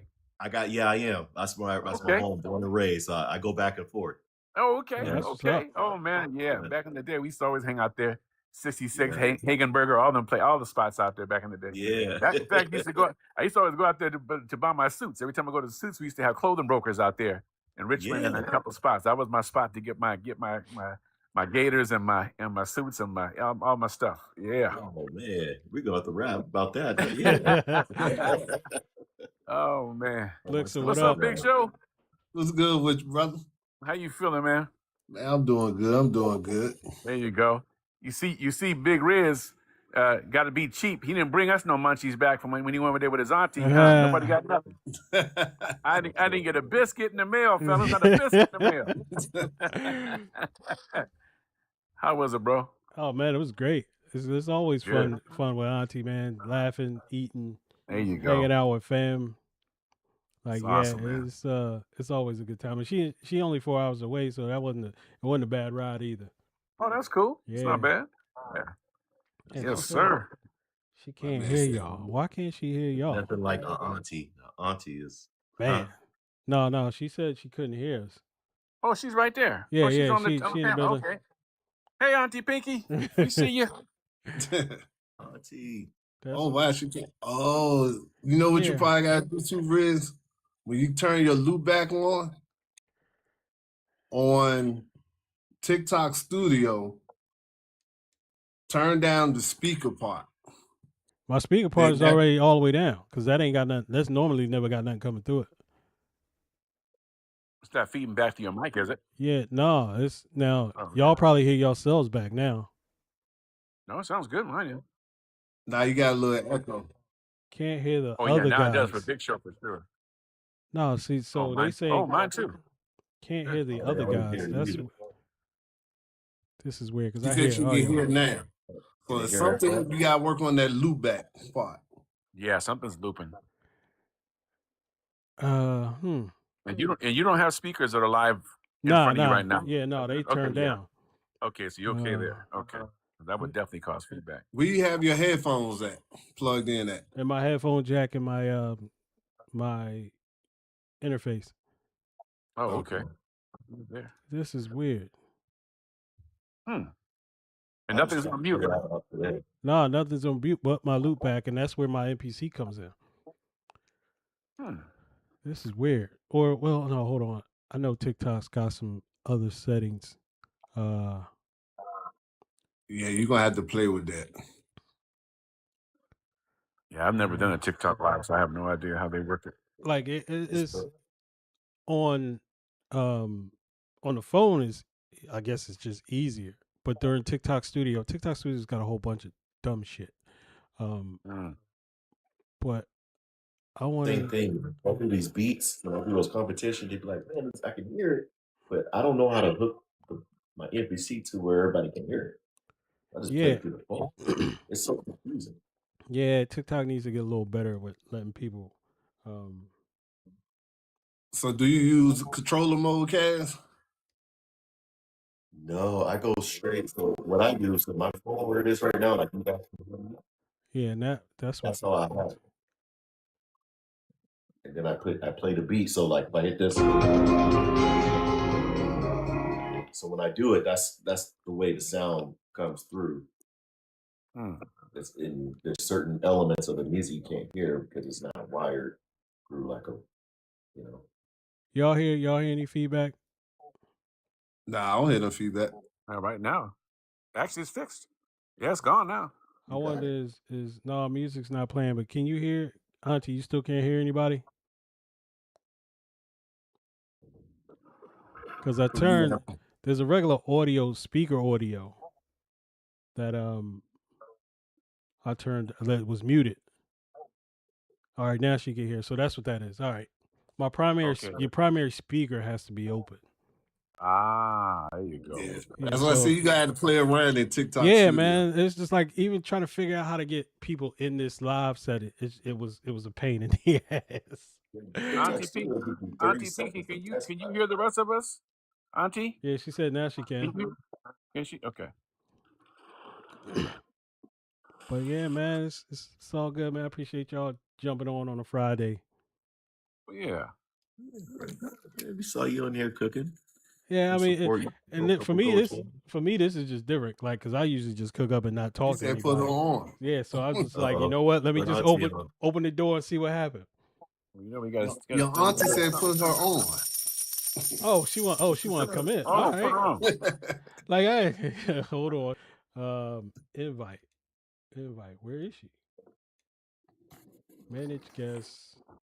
Here she go. Accept. Like, yeah, it's like I got 4 windows open now with just TikTok shit. This is like manage guests, the chat window, and all that. What up, Auntie? Hey, can y'all hear me? Yeah. Hey, how you doing, Auntie Pinky? Hey, party over here. We're going to try to give you a little break. You don't know about 40 of us about to come over there and crash your place and eat. So we'll let you know. No, all that food gone. It's gone. Yeah. It was good I though. know y'all tore it up. It's not like she ain't gonna cook again, never. It was good. It was good. Nah, but is my picture showing? Ooh. Hold on. How okay. Yeah, you got a little picture up there. Everybody stay icon up. Okay, y'all. How you feeling out there? I'm feeling good. Ain't no need in complaining. Yeah, There you that's go. true. Nobody gonna listen. Okay. I Yep. talk to myself. I know I hear it, so that's all I know. Okay, at least I answer back. Yeah. Well, listen. I'm not gonna stay long, but let me just say this about my nephew. Let me tell you Mm. something. He is Uh-oh. he is a go getter, and he's thorough. Oh yeah. And I know his break's gonna come. I Oh know it's yeah. going to come. Oh Oh yeah. yeah. I Just gotta know Oh it's gonna stick yeah. come. grinding. Yep. So thank you all for supporting him, and y'all give each other tips and everything, because I want to see all y'all be successful. Hell Oh, Every thank you yeah. so every every much. single every single one of y'all. Yes, ma'am. Appreciate you. So, Yes, man. yeah. All right then. Well, y'all go ahead on and finish up. I always like to chime in and support my nephew and all. And I did send you some hearts, I nephew, and you got my appreciate heart. that. Let me collect my little points I get here. I don't know what happened with them, but I'm gonna get my points. I don't want to leave without them. I So, appreciate that. yeah. All Take right, care, Auntie guys. Pinky. Thank Take you. care. Okay. Bye bye. Okay, Bye. take Bye me off. bye. All Okay, right. take me off, nephew. Take She me like, get me out of out. here. Get me out of here. Anyway, all these bunch of knuckleheads. I don't want to talk to about. Oh Yeah. man. Yeah, but this is cool. I've never done it, but like, yeah, this is pretty dope. So what'd you do? Like you have a certain period of time where they let you open it up to more to something like this? You have to No, I just put had to in do it. something. Oh, I okay. just had because Okay. well, and the way my live is set up, like I usually don't use I just use TikTok as basically just the user interface. My cameras and my MPC come from OBS. And that's Oh, there you it's go. a virtual camera, so it's just one There it camera. is. I had to actually go create another camera, cut it in half, and really didn't need to do that, but I had to move it around a little bit when people start coming in and it set up the 9 boxes. Oh, there you go. But yeah, I There you mean, I go. figured it out. I mean, I'll save this layout just so I could do this again. Mm-hmm. Yeah, this is cool. It's first So time. now the number up top under your name, does that mean how many people are actually in your life, the 100K, or is that just like people who pass through? No, well, I don't even see that. Yeah, it's 107K now. Oh no, I That's how think many that's the likes he likes. have. Yeah. That's the likes. Oh, that's the likes. There you Yeah. go. Cool. There we Yeah, Shit, go. that's we a just lot passed of 100. likes. Oh, Yeah, that's right. It is the likes. When you click yeah. the thing, that's right. It does. That's right. That's Man, right. That's right. I forgot. I got bots working. I ain't gonna lie. You got some slaves in the basement. You got beaten right now, huh? Yep. Making them pedal them likes. Yep. Oh, My push them likes. I am Jalen Wells, and the crown is heavy. Uh, They're my other two accounts. there you go. Get it. But yeah, People do what they do. It's yeah. like the music streams, man. People don't realize a lot of them rappers, man, they got serious Yeah, paid bots, man. man. Serious Hey paid bots. yo, I swear, man, Yeah, when I they do. started putting music on, when I went to my DSP and started putting music on Spotify and shit, Right. yo, every reel is like, are you paying for Spotify ads and placements and playlists and shit? I'm like, you got to be kidding me. It's just there are tons of them, and Oh yeah. I see how people be getting 1 million streams and 100,000 Yes, streams. indeed. Like you pay, a couple $100 and there you go. There you go. I'm like, nah, I'm good. I ain't paying for Nah. jack. Yeah, If I blow Mm. up, it's definitely gonna be organic. Yeah, Hey, because did y'all see the Put the right FBI prompts joint? when They you post. raided somebody's house. They Yeah, had like 1,000 they had phones. 1,000 phones on the wall, all running the same video. Mm. I was like, yo, these people are crazy. No, man. You get caught, you be in some serious Yeah. trouble, man. I don't mess with none of that. No. Like, why bother? Like, No, yeah. it ain't worth It it. don't make no sense. It ain't worth it. Yeah. Like you Put paying the for right prompt. streams, you paying for clicks and likes, and it's just like, all right, where did that get you? It didn't get you followers. It didn't get you true fans. So Well, that's the sad part. Yeah. And what it takes them 1 million. Yeah. As long as you don't, unless you have, if you got no splits and you got nobody you're working with, yeah, Yep. you can 1 million streams. If you're lucky, you get about 4,000 to Yeah. 5,000, maybe. That's about it, So Yeah, on you average, got a yeah. lot of streams you got to click on to get some money. Yeah. It's just, at this point, it's just like I do it just to get my name out. There you Just go. people say, There you "Yo, where go, can I listen to your music?" Hit me up on Spotify. bro. Like I'm on Telling you, Spotify, man. Apple Music. $2.16 a week, man. I'm telling Yeah, just have fun, man. Keep doing Yeah, it. Tell folks don't get discouraged. Just have some fun. yeah, You can't guarantee nothing. You just gotta, there's so many things going on around the battles, the legal battles going on between AI. I mean, there's a lot of mess going on. It's gonna take a while for the dust to settle. yeah, So everybody just have fun, do your thing. Don't worry about all that stuff. That'll shake itself out. yeah. But man, it's crazy. Mm. Yeah. I am not Yes, worried sir. about it at all. Just have some fun. Look, it don't even matter as long as I got an MPC and I got the my SD card with all my sounds on it, man. Y'all can shut all this shit down. I'm still There gonna you be in the go. basement somewhere making a There beat. you go. Like that's all that matters, man. There you go. Yeah. Like if y'all The want to boss pay, all the time. Have fun with what you got. hell Just yeah, have fun man. with it. Yeah. That's it. Yep. Doing all the do the lives. That's what I was Yeah, Rich. I was telling Big Riz, man, that doing a live and him doing and controlling the elements and the flow of the music and building from scratch. Man, I would be sweating.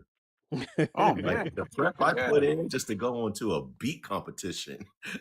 Like Yeah. I can't Yeah. imagine. If you got it, if you feel like doing it, man, you go for it. You know what I'm saying? I'm too tired, man. I think it's been too many years of doing this music. I think all the well, I've done, just publicly doing things and speaking all the time. Oh After a while, yeah, you get tired of that, and yeah, so it's like all Yeah. that, and just decades of. Well, I mean, after a while, you're like, I don't want to say a whole lot unless I have to. I'm just getting tired more now. I'm more like, once I get, Kaz and I got to get this surgery knocked out. Once we get this handled, I think I have more energy again because it beats you down a little bit. It tires you out a little yeah, bit. man. Health is a huge Yeah. part of it.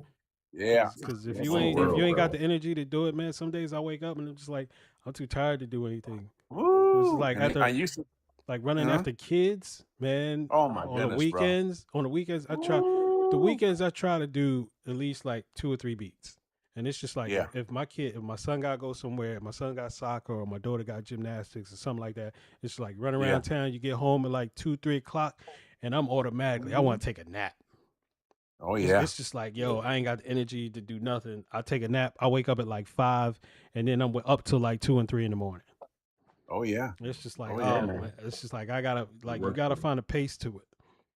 Yeah, and it changes, over time. Because I know when I was younger, in my 20s, 30s. Oh man, dude, I could go 3, 4 days in the studio. So we Yeah. take those small little naps, and we would go back and start recording. Yep. Back and then after the studio stuff stopped, but after a while, that stuff was it gets really expensive. I said, I gotta learn how to start doing my own. Because even the engineers were saying, "Hey, Rich, you seem like you like," because when we break, the fellas want to go out there and have their little, their little stuff. And I'm like, Yeah. hey, I'm good. I want to hang in the studio, and I Yeah. would listen to the engineers would say, "Oh, you like? Okay, let me show you what I'm doing." I would just little by little pick us. I was Kaz laughing with Kaz last night. We were talking about the old 4-track. One of my I had an old Tascam Yeah. 4-track Hell back in the yeah. 80s. Oh man, like 80, I think 85 or something. Yeah. And learned to start little by little. Then I went to an 8-track, a Tascam 238. Then I started moving up. And little by little, you start building. And that's like, because Yeah. I'll tell you right now, that studio stuff was getting it costs Oh, man. money. Yeah. That Yeah, stuff nowadays, was yeah, keeping my man. pockets alive. Oh yeah, believe And that. that's the thing. If you think about the music labels, like the executives, like people that are building these things aren't people that aren't making the music. Yeah. Oh yeah. The Yeah. lyric, like is Oh yeah. they got the money and the financial backing so they can overcharge. So imagine Yep. us being able to, I think these MPCs are little studios in themselves. If Yeah. you That's build on it. it, Like That's what it honestly, is. I go from Yeah. start to finish in my MPC. Like Yeah. I got 2 plugins on my computer that I use to finish my beats, and that's it. Well, the industry knew that was all coming. I mean, back in, I think I bought my first MIDI computer. I still have it. It still works. Atari 1040 STE had built-in Damn. MIDI, and I bought that back in I think 90 or something like that. And that's when Cubase 2.0 was the first DAW that I purchased for my setup. A buddy of mine turned me onto it, and you could see where it's every time I would go to studios, and we go to studios, it was busy for a while, but after a while, you start seeing more and more artists stop going. And I was like, hey, what happened to, Kashif and so and so? Oh, they're not doing it. They're doing it at home now. Like, what? Yeah, they're doing it. And more and more people started building their studios at home. And you could see the studio work was just dropping more and more and more. You get a few people that still do the big studio, but a lot of folks, they doing project studios at home. Oh yeah, they doing private studios, and if they do, they take it to the big studio and get the final mix. That's it. That's if it. they have to. If they have to. Sometimes they're, in fact, it's getting to the point now they're not even going to the big house, except for this bigger, like super artists, like you know, Rihanna. Not too long ago, she booked out like 3 studios. They're still doing some big stuff, but for the average artists that are not really, you don't need, because of the quality of the audio now is so good, and processing, and even the plugins are getting better. Because I couldn't stand plugins. You know, now they getting better and better. You know, so even though I have a hybrid setup, but I use plugins sometimes. But you can use a combination now and stuff and do a great track, even as good as some of the stuff. You know, maybe not perfect, but you better believe if it's good enough, they don't need you in the big house. You can still do it right there at your house. And many tracks are released right from people's homes. Oh yeah, man. Like Architect talk about that all the time, man. Yeah, the budgets are not there no more. That stuff stopped. Yeah, that's true too. That's what I would have loved to like. What up, Brian? How music was composed though, in the 90s, because that knowledge, and then to bring it with today's technology, like if someone can bridge those two, I think. Oh, dude, Kaz, that's the number one thing. Is I'm so glad I got a chance to see the process change over all this time, because you adapt and you make it work. You know, so after a while, it just blends right in. You still got your analog, and you still have your plan. And some guys, just now, the newer generation, they try to do everything in the box, but they're finding out they run into a wall, because when you try to get that real smoothness, that warmth, you still, you know, realize the plugins aren't quite there with everything yet to put that full. But hey, it's getting better. They're doing better. So you know, but I'm never going to give up my analog. My analog is always going to be part of my setup. You know. Oh hell yeah. That's just me. It's some analog gear that I know I would go out and buy if I had the money right now. Absolutely. Like, oh yeah. Shit, man. I used to work with an Avalon preamp. I still got one of those. Yeah, man. They're nice. I love that thing, man. You talk about the warmth you get. Woo. Oh yeah. I was in love with it. I wanted to still, like, it was at my old job, and it's like, yo, man, when I quit, man, I'm gonna try my best to pull this thing out. I so wanted that thing. Looking for you, man. They're looking. Oh no, I ain't. 737. Man, 737. Man, look, I was because it was in one of the employees there. He was a guitarist and he played in the band, and he would always have it in his office in a traveling case. And it was just like, yo, every once in a while I say, yo, let me borrow it, and he let me borrow it. I take it home and you know, record a couple things with it, but I bring it back because it was owned by the company. It wasn't his, it wasn't mine. Oh yeah. And it was just like one of them, yo, if I ever got this thing in my possession and I quit, yo, I'm keeping it. Oh yeah, it is a beautiful piece, man. I love it. Avalon has always been one of my favorite companies. They do a lot of really nice stuff. Work. Yeah, they do great work. They do nice company. I envy y'all that know about that analog gear. Oh man, hey, I tell you, you calling us old, Big Show? Is that what you said, brother? I'm old myself though, but I'm a newbie to this. Yeah, but I'm old myself. Yeah, you know, like I be looking at people with the MPC 60, and I look at it, I be like, ain't no way in the world. You know, show after a while, when you train your ears, you start to learn. That's one thing I had to learn from the engineers that taught me. You have to learn to really listen, and it's not just listening like you think, like, okay, I hear it. No, you got to pay attention to the frequencies within that dynamic range and learn how to hear where they're missing. And when you learn that, you go, oh, now I see why guys spend 10 grand on a pair of monitors. Now I see why, you know, and the same thing with mic pre's and analog gear, you know, like that's why, you know, just certain things when you get them, if you're blessed to get it, you appreciate the value because it's the quality and the imaging that you get from it. And when you learn that and learn how to listen to that, or you never want to give it up. It's really difficult to get up analog because it's so sweet, you know. So yeah, it's a beautiful thing to go through the stages of watching the process change. You know, now some guys, now they go, oh man, I bought all these plugins. I wish I had the analog because I heard my buddies. I said, yeah, you get spoiled. You get spoiled when you hear the real deal, you know. So you gotta be careful. No, it's all good. Everybody, just work it the best you can. Whatever you got, just work with it, you know. But if people got to take time to learn to listen. It's extremely important to understanding the whole, you know, the mixing and understanding the whole process of frequency range and understand everything, you know, how it works. And if people get that, it's a big plus when you start learning how to put that together. And sometimes, no matter how much you do, sometimes the mix just doesn't come out exactly perfect all the time. There's no perfect mix. Sometimes it comes out great, sometimes it's not so great. No matter how much you put to it, sometimes things just don't gel 100%, but it's enough where you got the feel. The thing is the feel.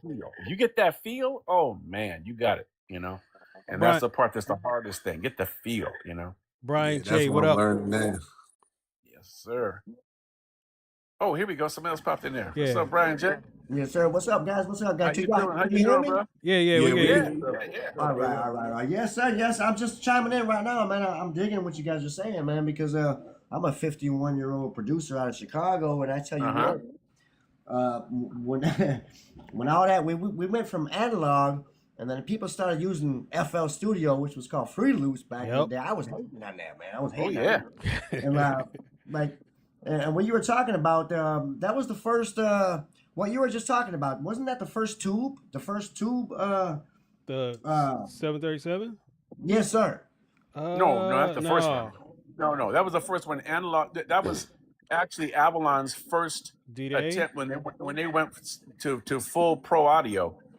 They went with what they wanted to make the best, because what's beautiful about the 737 is the combination of what you get, because you get not only the tubes, but you also get independent control of the mic pre, the compressor, and the EQ. You can have a combination of anyone. That right there. Good looking out, Kev. Yeah, they use those electrolytic type, in styling type, those caps and stuff they use. They use real high end electronics. And because of that, they got that sweet sound. When you listen to them and compare it to just like something on a plug-in, you go, whoa, is a big difference, because you can hear that warmth and that body to it, Yeah, but they're one of the first in their company to do. But tubes have been around for a long time. Yeah, tubes been around for compressors since the 50s and 60s. Oh yeah, But they awesome, man. The electrolytic and all the different, they do incredible work, man. They don't mess up. I just was at NAMM, not this year, last year, and I was talking to the Avalon folks, and they were going to come out with 500 series stuff for the 500 modules. Yeah.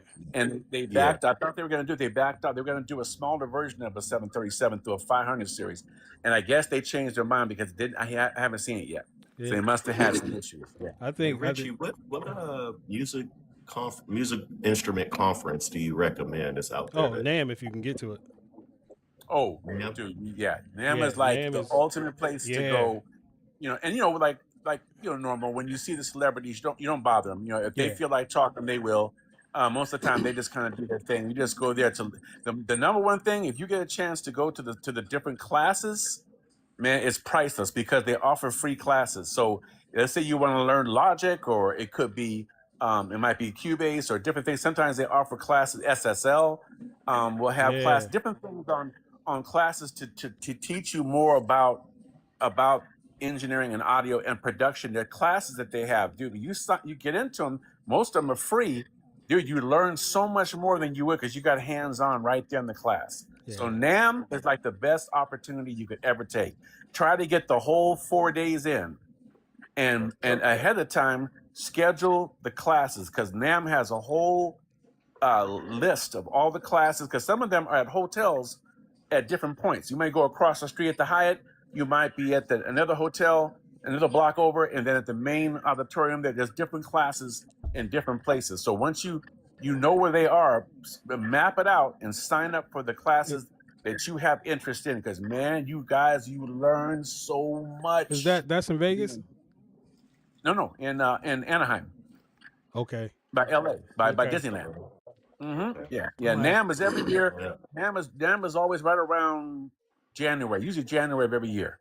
Yeah. Now, if you go back to the audio, like they have like an AES, some of the conventions that they have, those are okay too. But in terms of pro audio, NAMM is the place. Yeah, NAMM is the place. That's what yeah. When you want to learn this is where all the big boys go to. This is where you want to learn. Now, if you're interested in learning consoles, this is where, because they have consoles there. So you'll have SSL consoles there.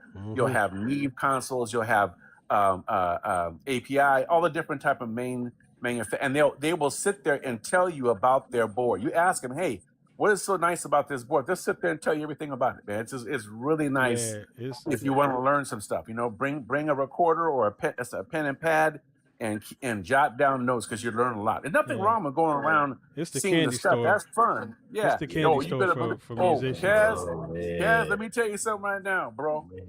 Go there, whatever you do, go there broke. He ain't lying. He is Listen not to lying. me, Kaz. It's like Go Toys there R Us. broke. Yeah, Because I'll man. tell you right now, if It's- you have any money, you gonna will almost spend it. about lose your mortgage Yep. to get what they got. But don't go down with no money. Yeah, that's go like there with going no to money. like I work in the broadcast field, so that's like going to NAB where they got like every camera, Ooh, every yes. every switcher, every piece of software you could ever want. Like Oh. I went there when we were building new ballparks, so my budget was like $2 million. So I went in there and I went nuts. Oh, But it's just my like God. when you got there is where Special you see effects generators, all everything. that. Yeah, Oh my God. CGs, switchers, See, that's another thing I used to be monitors. into. I had to get that too. That stuff it's crazy to see Yeah. that beautiful stuff, man. It But is. it will drain your pockets. If you ain't got if you gonna go there, go with a budget, know what you want, and know what you there to research. Yes. It's like buying a car. Like I would go there and say, all right, what's the newest thing I want to purchase? It's like, all right, I know I want to get the new XL. All right, well let me go see Right. what all the bells and whistles are on the XL because somebody there can explain everything about it. Yep. So yeah, Well, that's not good for somebody like me because I have ADHD real bad. Now, if you give me too much, now I'm just gonna explode. Yeah. No, you know what, Brian? Just take your time with it. That's what's cool about it. You take your time with it, jot down what you yeah. can, and then you always can. Now, here's something that we didn't have back in the day.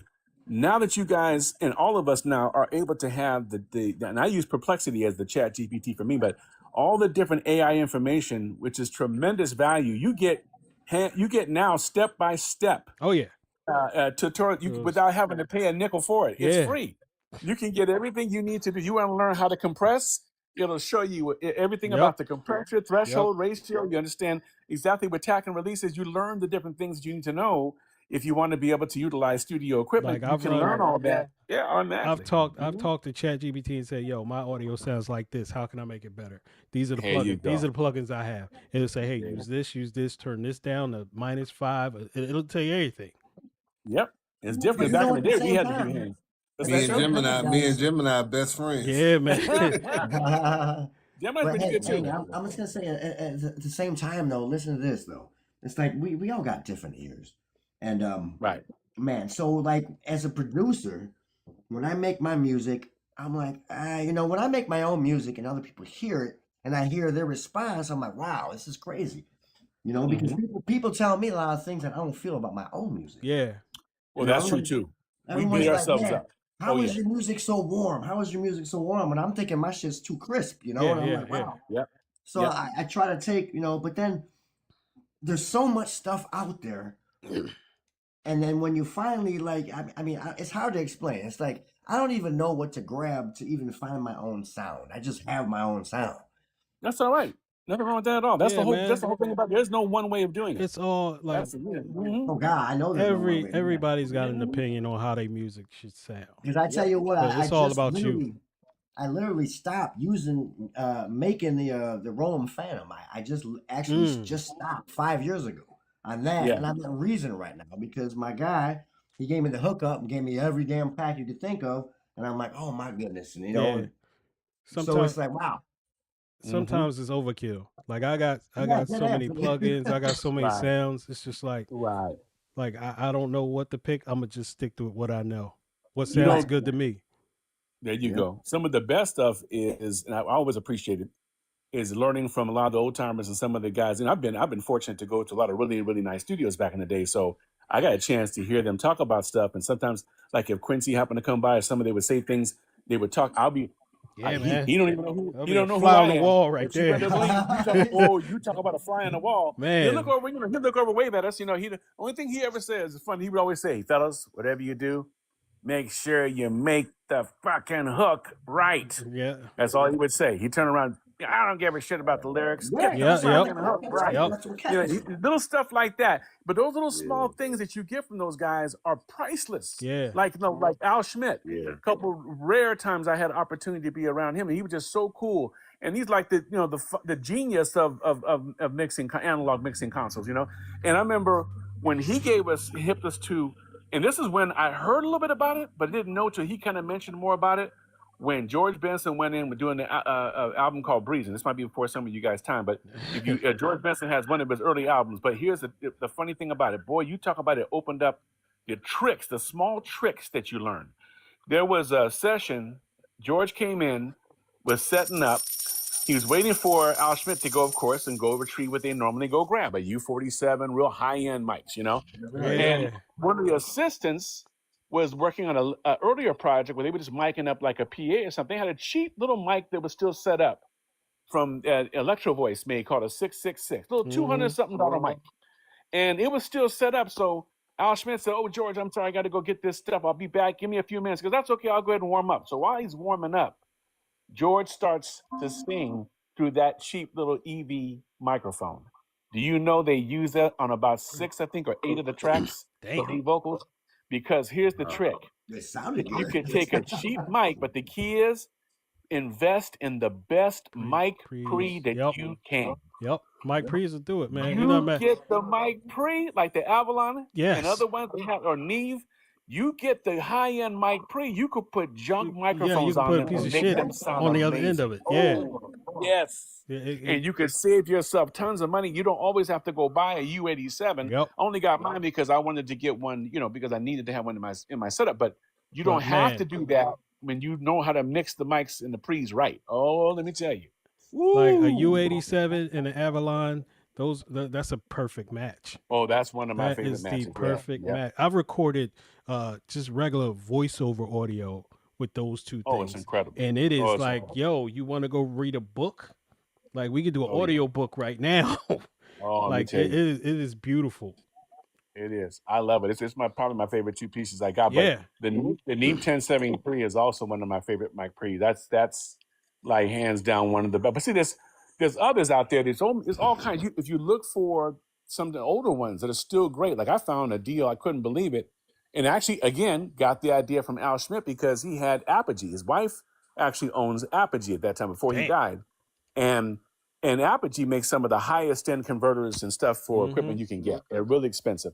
And this one particular converter that had mic pre's built in was something like, I think back in the 90s, it was like $6 or $8 grand for that thing. And it kind of went away. It wasn't super popular, but it was incredible in terms of the quality. And big engineers had them, and little by little they kind of moved on to other stuff. Well, some guys sold some of those, and by accident, it was one I was trying to get the standalone piece that you can get for the mic pre's, and I found out through Al Schmidt, hey, look for also this thing called the Track 2 made by Apogee. I found one by accident. A guy just happened to put it on eBay, and I bought stuff from this guy before, and he sent me a note. He goes, "Hey, dude, I got this great mic pre. When he told me what it was, I about almost felt. I thought, okay, now what's he gonna want for it? So it's okay. Give me a price." He goes, "You know what, Rich? I really got other stuff. I don't even need this no more. I got tons of stuff. Tell you what, give me $600. It's yours." Damn. Now you talk about here you go. That thing is one of the sweetest mic pre's ever made, man. And that thing was $6 grand back in the day. Yeah. You know, so you keep your eyes open, and that's when you go to NAMM. So you listen to these guys talk and listen and learn. Hey guys, don't waste your money on this. Here's something you can use until you get your money. Get one of these and get one of those. Yeah. Listen to all that stuff, because those guys are giving you stuff that they've been through the years of dealing with. They know when they tell you something you should try, your ears better perk up, because if it's in your budget, you may wind up getting something fantastic for half or less than what you wanted to spend. So you really got to, listening and learning from those guys, man, guys, it's priceless. Priceless. Boy Swagger, what up? Oh, we got somebody else in here. All right. Yeah, Boy Swagger. Hey. What's up, Boy Swagger? What's up, brother? What's going on, fellas? What's going on? Y'all can hear me? Yeah. Yes, sir. Hey, Richie, man, it's good to hear you, speaking some knowledge there. Oh, my brother. Something, just lucky, all these years, getting older now. I'm 62, but I've been blessed to have been, I started out as a lead singer for a band, so we were touring and trying to get record deals back in the early 80s, so I started out that way before I got in the studio. When I got in the studio, I couldn't get out of it because I wanted to learn. And I was so fortunate those guys who couldn't. One thing, if you have a good attitude, because normally they don't want you in the room, but if you got a good attitude, Yes, sir. and they see you cool, like, hey, you know what, Rich, you can hang, you can stay. Yeah. And everybody else, you got to go. Because those guys are talking loud, laughing. Man, hey, studio humble. etiquette. Stay humble. Yes, Open some man. doors for you, man. Yes, studio etiquette is so important, man. When you're in the room with people, don't say nothing. Just listen. Yeah. Because they don't want to hear your input. They're already, these guys you are ain't already seasoned making enough mistakes. to Exactly. input anything. You know what I'm saying? Yeah, and it's not that you ain't no good. It's just that it takes time before they look at you as worthy of even speaking. It's not a disrespect thing. It's an experience thing. You know, and so once you earn your wings, then little by little, they might look at you and say, hey, Chocolate, what you think about this? That's your time right there. Yeah. Say your And words. Can I tell you guys a story real quick? Yes, sir. All right. So I'm from Chicago, right? And I used to work for Nicor Gas, which was the natural gas company around here, right? And I read in the newspaper back in the late 90s, about R. Kelly. He lived in Matson or Olympia Fields. And I heard that he tried to build a guard shack in his neighbor's front lawn when the cops came over there and they tore it down or whatever. So, 2 days later, I'm just driving around in my Nicor gas truck. And by then, I was still making beats back then. And I knew it was his house. His house was wrapped around a cul-de-sac with a fence. And I seen all his cars he had in his video. So I'm like, dude, I'm doing this. They're like, bro, we're going to get fired. I'm like, no, I'm doing this. So I ring the bell. And I'm like, yeah, I need to read your meter. And I went there. I wrote down his meter. I called into the company and said, hey, I need to get the name and number. And I called that number. And I told them, yeah, this is. I heard this is the place where I need to submit tracks to. And boom, that's how I got my story. All right. Hey, man, shoot your shot, man. You shot your shot, bro. Hey, Yeah. Hell yeah, took man. a chance. So it turns out when the song "When a Woman's Fed Up," but yeah, I have a lot to do with that song right there. Great story. Nice. Hey, that's how little things happen. What's up, Chuck? Yeah, think outside the box, and then but I had so much love for the music, and I think they felt it over there when I did that. That's what's up. Yeah. Richie. Yes, sir. Hey, Richie, I gotta ask you a question though. Yes, sir. One of my favorite artists, what's his name? Al Jarreau. Yes. Okay. Amazing. Did you ever meet him? Yeah. I've met him probably 3-4 times. He's a very, very, very humble, very down to earth, very, very nice guy. When I say one of the nicest people you'll ever meet in your life, that's Al Jarreau. Yeah, I never got a chance to hang out with him a lot of times like that, but I got a chance to, he'll talk to anybody. If you walk by him, he'll say something first. He'll say, hey, what's your name again, son? Richie, that's right. What you doing, man? I said, what you doing? Yeah, hey, do that, whatever. And he'll start telling you some stuff to do. He's real cool like that. And you just let them, when they see you, if they start to like you, they will start talking to you. I was so lucky like that, dude. Everybody said, Rich, how the hell you always get into every spot? All these artists always want. I say, because you know why? I treat them like people. I treat them like as if they're my big brothers or my big sister, and always look up to them. I don't kiss nobody. I don't kiss up to nobody. But what I do is there's a time to be quiet and there's a time to speak. And you have to just learn. You'll know what that studio etiquette is. And you just kind of listen. And it's weird how once in a while they go, hey, man, what you think? And the first time that you get something that they like, they start asking you more and say, hey, young man, you got some ears on you. I want to hear what you think about this. And it's weird like that. You don't make much. I mean, it's almost no money you make off that. Sometimes they'll just be nice and give you a few $100. They like what you did for them, But the key is you learn and you just learn to fit in slowly, little by little. But the key is always trying to grab their knowledge, man. That's why I was so blessed, man, is that they were cool enough to let me hang out. And boy, you talk about taking notes, fellas. I did not play, bro. The guy thought I was crazy. Rich, what's wrong with you, bro? You always hanging out with you. Don't you? Hey, listen, fellas. I love y'all, but listen to me. Right now, I got stuff I got to do. And, I know some of them didn't probably maybe think I was like, I wasn't, ignoring them. But I said, look, when I'm up here trying to learn, and now they wish they had done that. Oh, Rich, I wish I had done what you did, man. And now they calling me and asking me how to mix. I said, dude, you guys had the opportunity right there. Back in the day, you could Yeah, have sit but you right want to go next out to me. there and smoke. Yeah, you want to smoke in the parking lot. I told you, stop doing that stuff. See, my thing is, fellas, I learned my dad cut out when I was about 11. So I had all older guys in the business that I learned to hang around. They were all my big brothers. So when I got around certain studios, if it was Westlake or whether Larrabee, whatever it was, I got to just meet people a little bit, and they all noticed that, hey man, sometimes they ask you, hey man, I've seen you before somewhere. Wait, oh man, I was supposed to, oh okay, wait, what you doing? Oh man, I'm sitting here just checking you guys out. I saw you, and I'll start out with a little small word. I'll say, yeah, I saw you right there messing with that EQ. I was kind of listening. He goes, oh, well, come over here, let me show you. That's how little by little, you just, man, from some of the coolest people ever, man. And some folks are real kind of like, not to talk to some people. Like if Quincy comes in or something, don't bother him. He comes in, if he says something to you, he'll say something. He don't want you to, and everybody has to know, don't go over and go, oh, Mr. Jones. I said, no, don't you do that. Don't you ever do that. Yeah. That'll get you out that room real fast. So I would sit back in the corner, be quiet. And after a while, they go, hey, what's up, Rich? And they start calling my name. I'm like, how's he know my name? But they recognize it because they know you cool. When they see you learning, they say, hey, man, I'd like to see a young brother like you learn. Keep on doing that, man. That's the stuff you learn to pick up little bits of respect like that. They see you wanting to learn. They like that more than anything else. If they see you wanting to learn, they're like, hey, because being starstruck and all that kind of thing, you learn that's the last thing you want to do. And you don't want to worry about the money because the money is the last thing you want to talk about. That comes with the territory. That comes with time. If you think make the if music you're going to first. sign a deal, you think you're going to sign a deal and get rich overnight, you in the wrong game. You're in the because wrong it business. doesn't work that way. Yeah. It don't And that's work the like hardest that at part all. also. Trying to tell my friends, guys, you got to learn this business.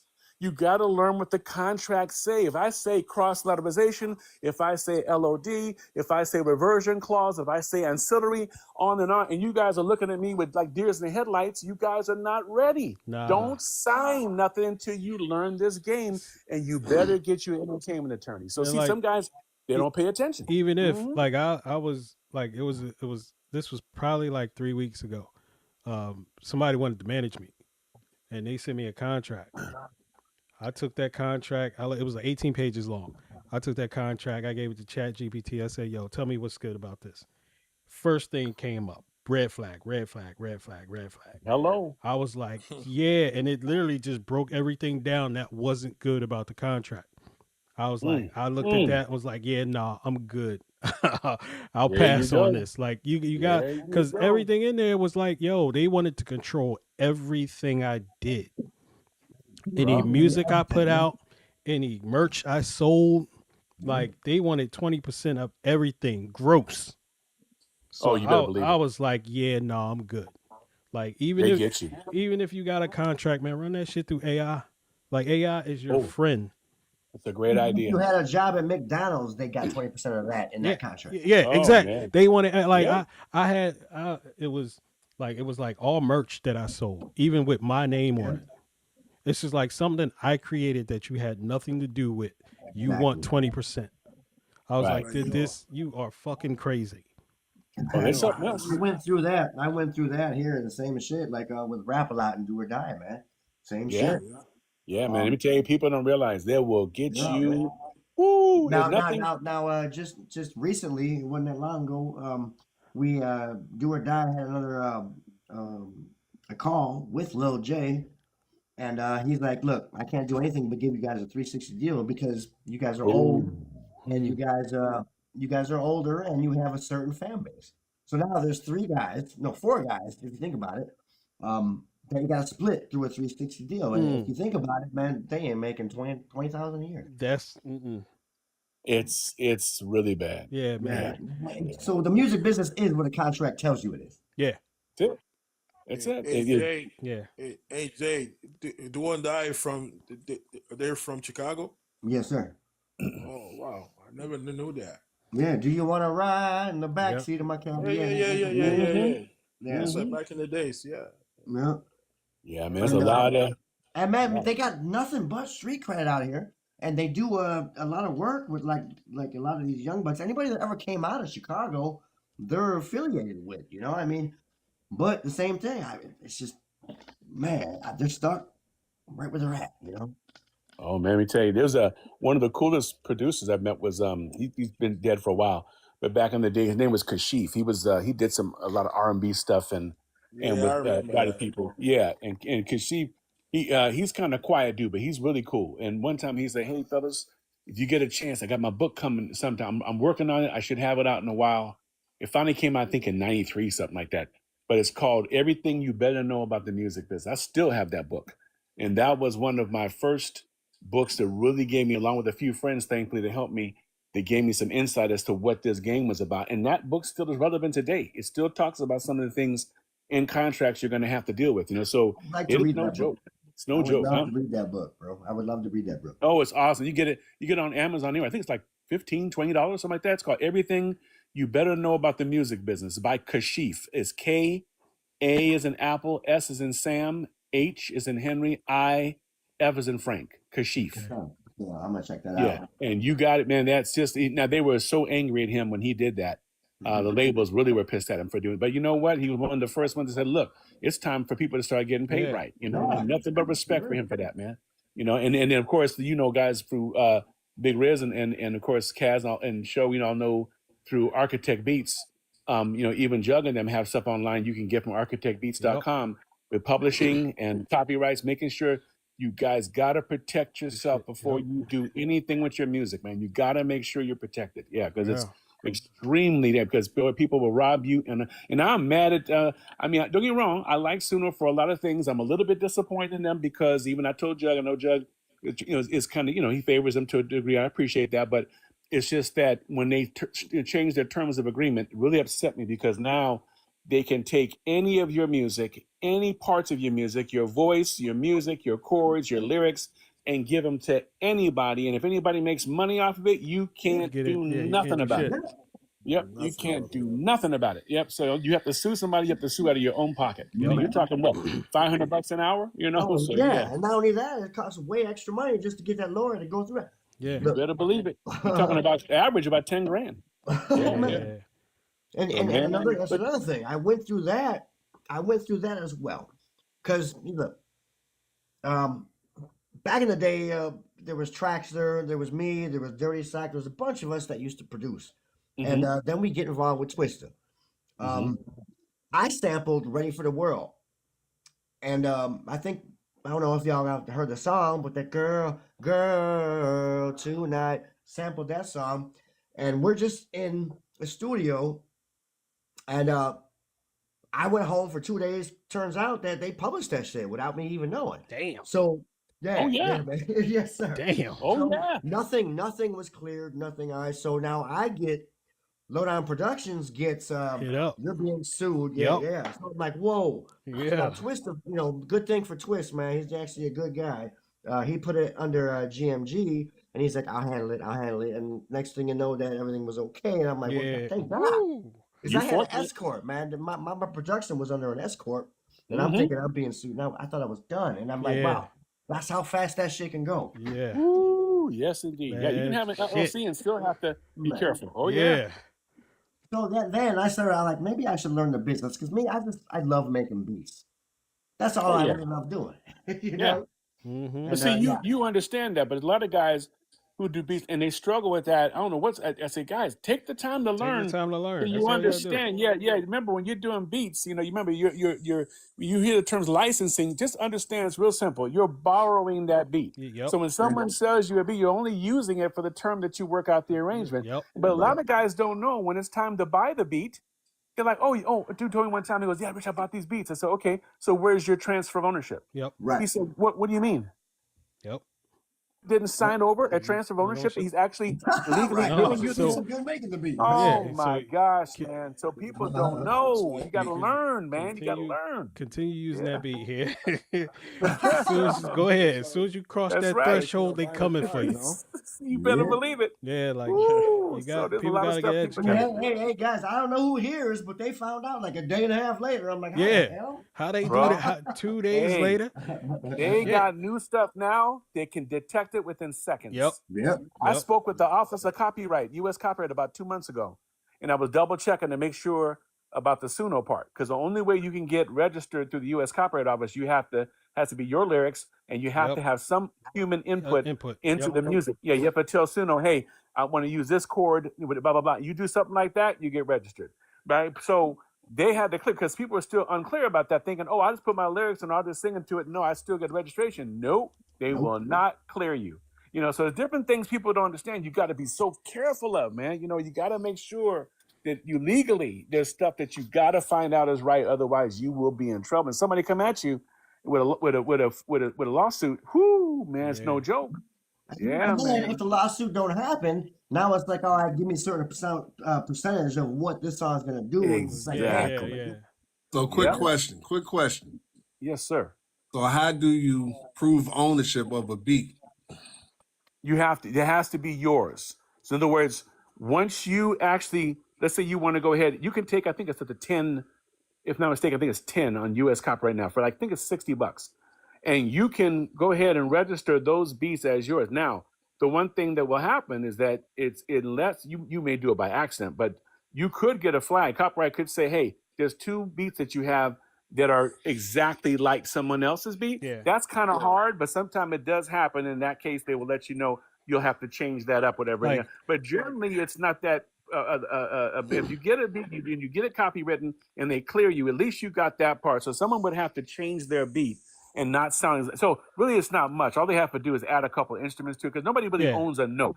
Like but it's but like- your flow, your flavor that you give to it makes a difference. Go ahead, Rich. I get copyright. I got copyright infringement twice from YouTube. There And you go. I use splice samples. So and those are royalty free. But nah, somebody went big time and copywrote one of them samples, and it was just like, all right, not a problem. I can still use it.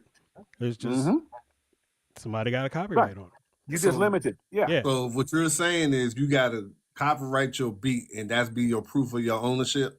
That's if they let you. Once they clear you and you're registered, that means that's your beat. Now, somebody would have to exactly steal the very same beat you have. That's why you want to be unique in your beats. And if you want to add a certain type of hi-hat or a certain type of, could be a rim shot or anything that just separates it from being a standard, simple like beat. just, If you do a simple, too copy and simple, you're paste. going to get in trouble. Right. If you But copy, if you get that, once they register, now if someone steals your exact beat, you have a right to go ahead and have them cease and desist, or you can sue them over it. Now, the problem is, though, here's the problem.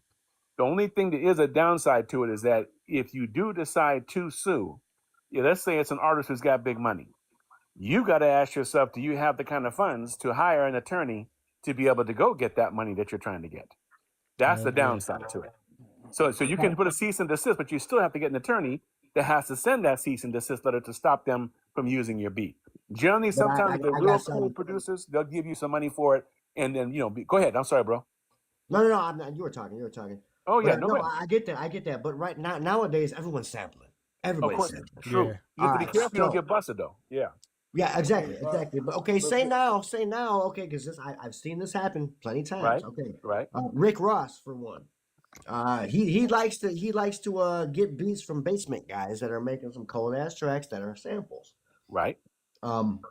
So what is that basement guy gotta do to clear that sample if Rick Ross wants it, and Rick Ross just only wants to give him that rent fee that they're doing nowadays? You know what I'm saying?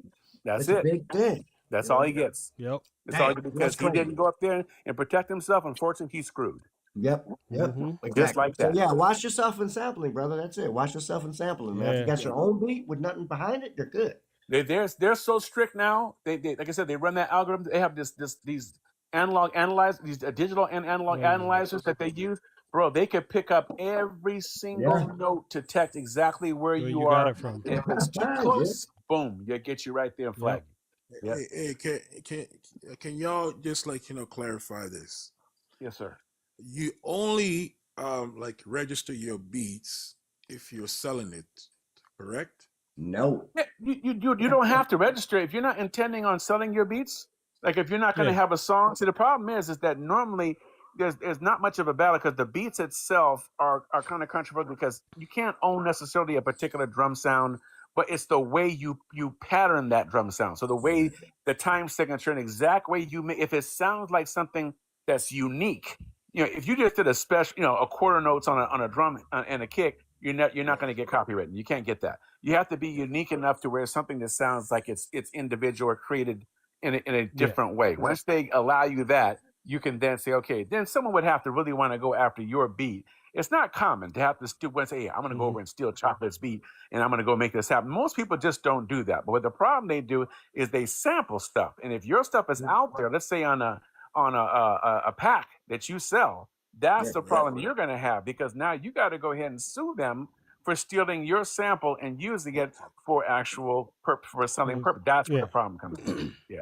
Now. So it's actually like some of these new producers, and like you said, you put that on a pack and you put that on the internet, people hear it and they love it. You're gonna take a little bit of it, but at the same time, if you think that's gonna be a hit, man, copyright. That's it. Right. Now, also remember too, don't forget on these packs, make sure you look at the small print, because some of the ones that say royalty free, be very careful, because sometimes in the small print at the very, very, very bottom, they'll say royalty free up to a certain number of 2,000 streams. Yes. 5,000 for streams. example, Yeah. For example, the song Panda. They went through a big old lawsuit because it's the same thing that you just said, Richie. Yep. Same thing. They'll get you. Yeah. And you'll think, hey, man, these are royalty-free beats. You go to court and say, sir, Nope. did you read the terms of agreement, sir? Did you see the bottom? What do you mean? It says right there, up to 500,000 beats. And after that, usually it's 50% or more that you have to pay them for using that beat. So you guys, it's just so many things you have to watch for, guys. It's just beats can be an issue. It's not as bad when you're doing something between each other, but if you sample anything, that's the worst trouble you get into. Worst trouble you don't get yourself sample. into. That's my problem, man. I sample a lot. I love 70s music, man. I love 70s music. And no, you can do it for yourself. Have fun. Or you can sample all you want. The only problem is when you submit it for like an actual, let's say it's being submitted for, like, give you an example. If you were doing for placement, if you were doing it for sync, they would actually, not only will they flag you, they'll kick you out. They wouldn't let you submit them. So you ruin relationships like that. Nobody reads the fine print. All right, check it out. All right. So one of the newest rappers now is that big boy. What's his name? I'm the biggest. Big X the Plug. Big X the Plug. Big X the Plug. All right, Big X the Plug. So one of his main producers, he gets off of disco AC. Yeah. Mm-hmm. How does that work? Because disco AC is extremely difficult. You have to. Let me tell you something. Crucial. Almost everybody uses Crucial. Now, Crucial. The only thing about Crucial is they take half of everything. The only plus side to Crucial is if you don't really know how to set up your because one thing with sync, you can only submit WAV files. They will not. If you submit an MP3, they'll block you. You have to be professional with them. They want WAV files. But also everything, your beats per minute, everything has to be on there. All the details have to be critically correct. If they go ahead and search the database and there's one flag of a copyright infringement or an issue where there's another producer involved and they have to go try to find that guy, you're done. You're fired. Done. Okay, so but he rhymes on most of everything like 70s though. I mean, everything's a sample. Oh, because he must have gotten clearance. Because Disco AC will never let you use a sample beat that's not cleared. It's impossible. So they will shut you down immediately. So if he's getting clearance, then whoever produced that is getting like not a lot for that. What they do is they work out a fee. So let's say Big Riz has a beat from the 70s. Since he's got the credits, they go back to the credits for publishing and the whole 9 yards, look up the catalog. And they look and see who the credits are for. And they see, it's written by Big Riz and so and so. They got to go and hunt you guys down and find if you're alive or dead, and then find out who actually has the rights. And they have to then make an offer to you. And some people are like, look, if you haven't had a hit in 40 years, and you got no money coming, someone offers you 50 grand, most people are going to say, I'll take it. Yep. Even though it makes millions, they say, look, I got 50 grand, or we'll find another beat. I'll take it. And you better believe most folks will take 50 grand in a heart. So that's why Mix the Plug, you're talking about Mix the Plug making a song, or Rick Ross, where they're making millions of dollars. All they have to do is pay chump change to somebody. You better believe it's simple. Oh, yeah. Simple. Now, at the same time, though, just to get your ass in the door as a producer, maybe you should try that. Now you got now you're talking another piece of the game that you have to really ask yourself is how much do you really want to give to get in someplace? Yeah, Makes it real worth shit it. though. But I mean, nowadays I hate to say the word crabs in a barrel. I really hate to say that. Come on. But there's so many people and so many young, them YNs in the basement doing what they're doing. How the hell are they gonna get their name out there? So Yeah, you they know do something? that. Let's keep it real, fellas. This is a dirty game. Yeah, it Oh is. yeah. Remember when even Jug mentioned the other day, he goes, guys, I'm trying to tell you, you don't realize how brutal, how evil this game could be. Yep. There are people out there who will steal. There's guys out there trying to get into producer groups.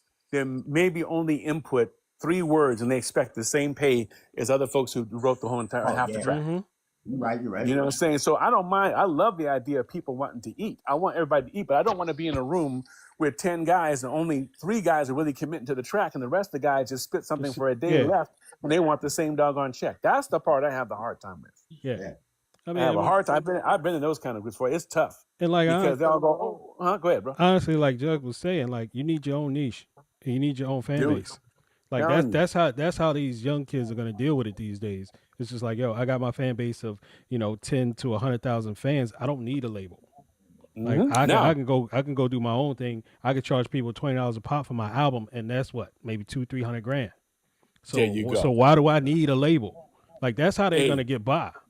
You better believe it. Now, another point that he was making, which is still now, depending, if you like to get in with rubbing elbows with some of the guys, sometimes you will. It's just the way it is.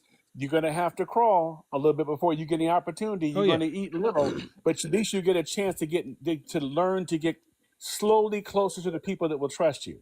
And if they start to like you a little bit more and more, they'll start to give you a little more action. But here's the deal. You have to ask yourself, is it really worth it?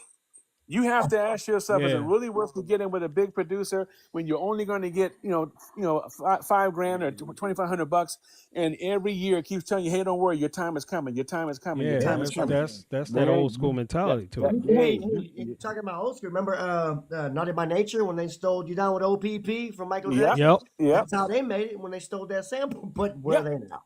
Oh, no, that can happen. No, sometimes by getting in trouble. You can get popular by getting in trouble. Oh, that happens. Oh, yeah. You pay a bunch, but if you're fortunate, now here's the problem they don't tell you. Unfortunately, 90% of the artists who do it the wrong way never come back big, and they lose everything. Yeah, see, so that's the downside. See, people don't understand. They get look, can you blame somebody, guys? You think about this. You got a young kid. This is why, myself, I got friends that are ex-NFL and other ex-producers and people in the business. We're trying to educate these young kids on, listen, guys, when someone offers you a business deal and they say, here you go, kid, here's $100,000, we like you. You better understand that $100,000 is not free. Yep. No. That $100,000 is not free. Not only you have to pay it back, you got to pay it back with interest. Mm-hmm. And people don't understand how they play the game with you, and they make you think, oh, okay, your last album was no good. That's where cross-letterization comes in, right? Oh, your last album was no good. Hey, we lost 30%. Don't worry about that. Hey, here's $1 million or $500,000 for your next album. And all of a sudden, that album becomes hot. You say, wait a minute, you got 50%. You're thinking you're going good. Hey, man, I'm going to make some money. Oh. Nope. Remember that last album that you owe us 30 on? Yep. Sorry, here goes 20, not 50. Yep. So it's never ending, and unless you sell a lot of tracks, if you don't move a whole lot of units, I'm gonna tell you right now, you're gonna be in debt forever. And I feel sorry for kids come out of the project someplace, and you think about that, kids never had maybe money to even buy a pair of Jordans for himself, and now someone's giving him $100,000 in his hands. Yeah, and they not educated. Most of these kids are gonna sign. Yeah, they're gonna sign. And they lose everything. And not somebody to teach them about money. That's the biggest thing. Exactly. That's a whole other ball game. Oh, this one guy, I can't remember his name. It was in the 90s. He was wanting to rap. They gave him some money, and he pulled up and with a used. It was about maybe 4 years old. Richie, check out my ride. He had a used Bentley. I said, bro, where'd you get that? Oh man, dude, they gave me in advance. I said, hey, whoa, brother, wait a minute, 1 second. And found out, man, dude, you don't even have enough money to barely live on. Remember, you got to pay all. He didn't even check to see. And I warned him about getting an entertainment attorney. Oh no, this guy's cool.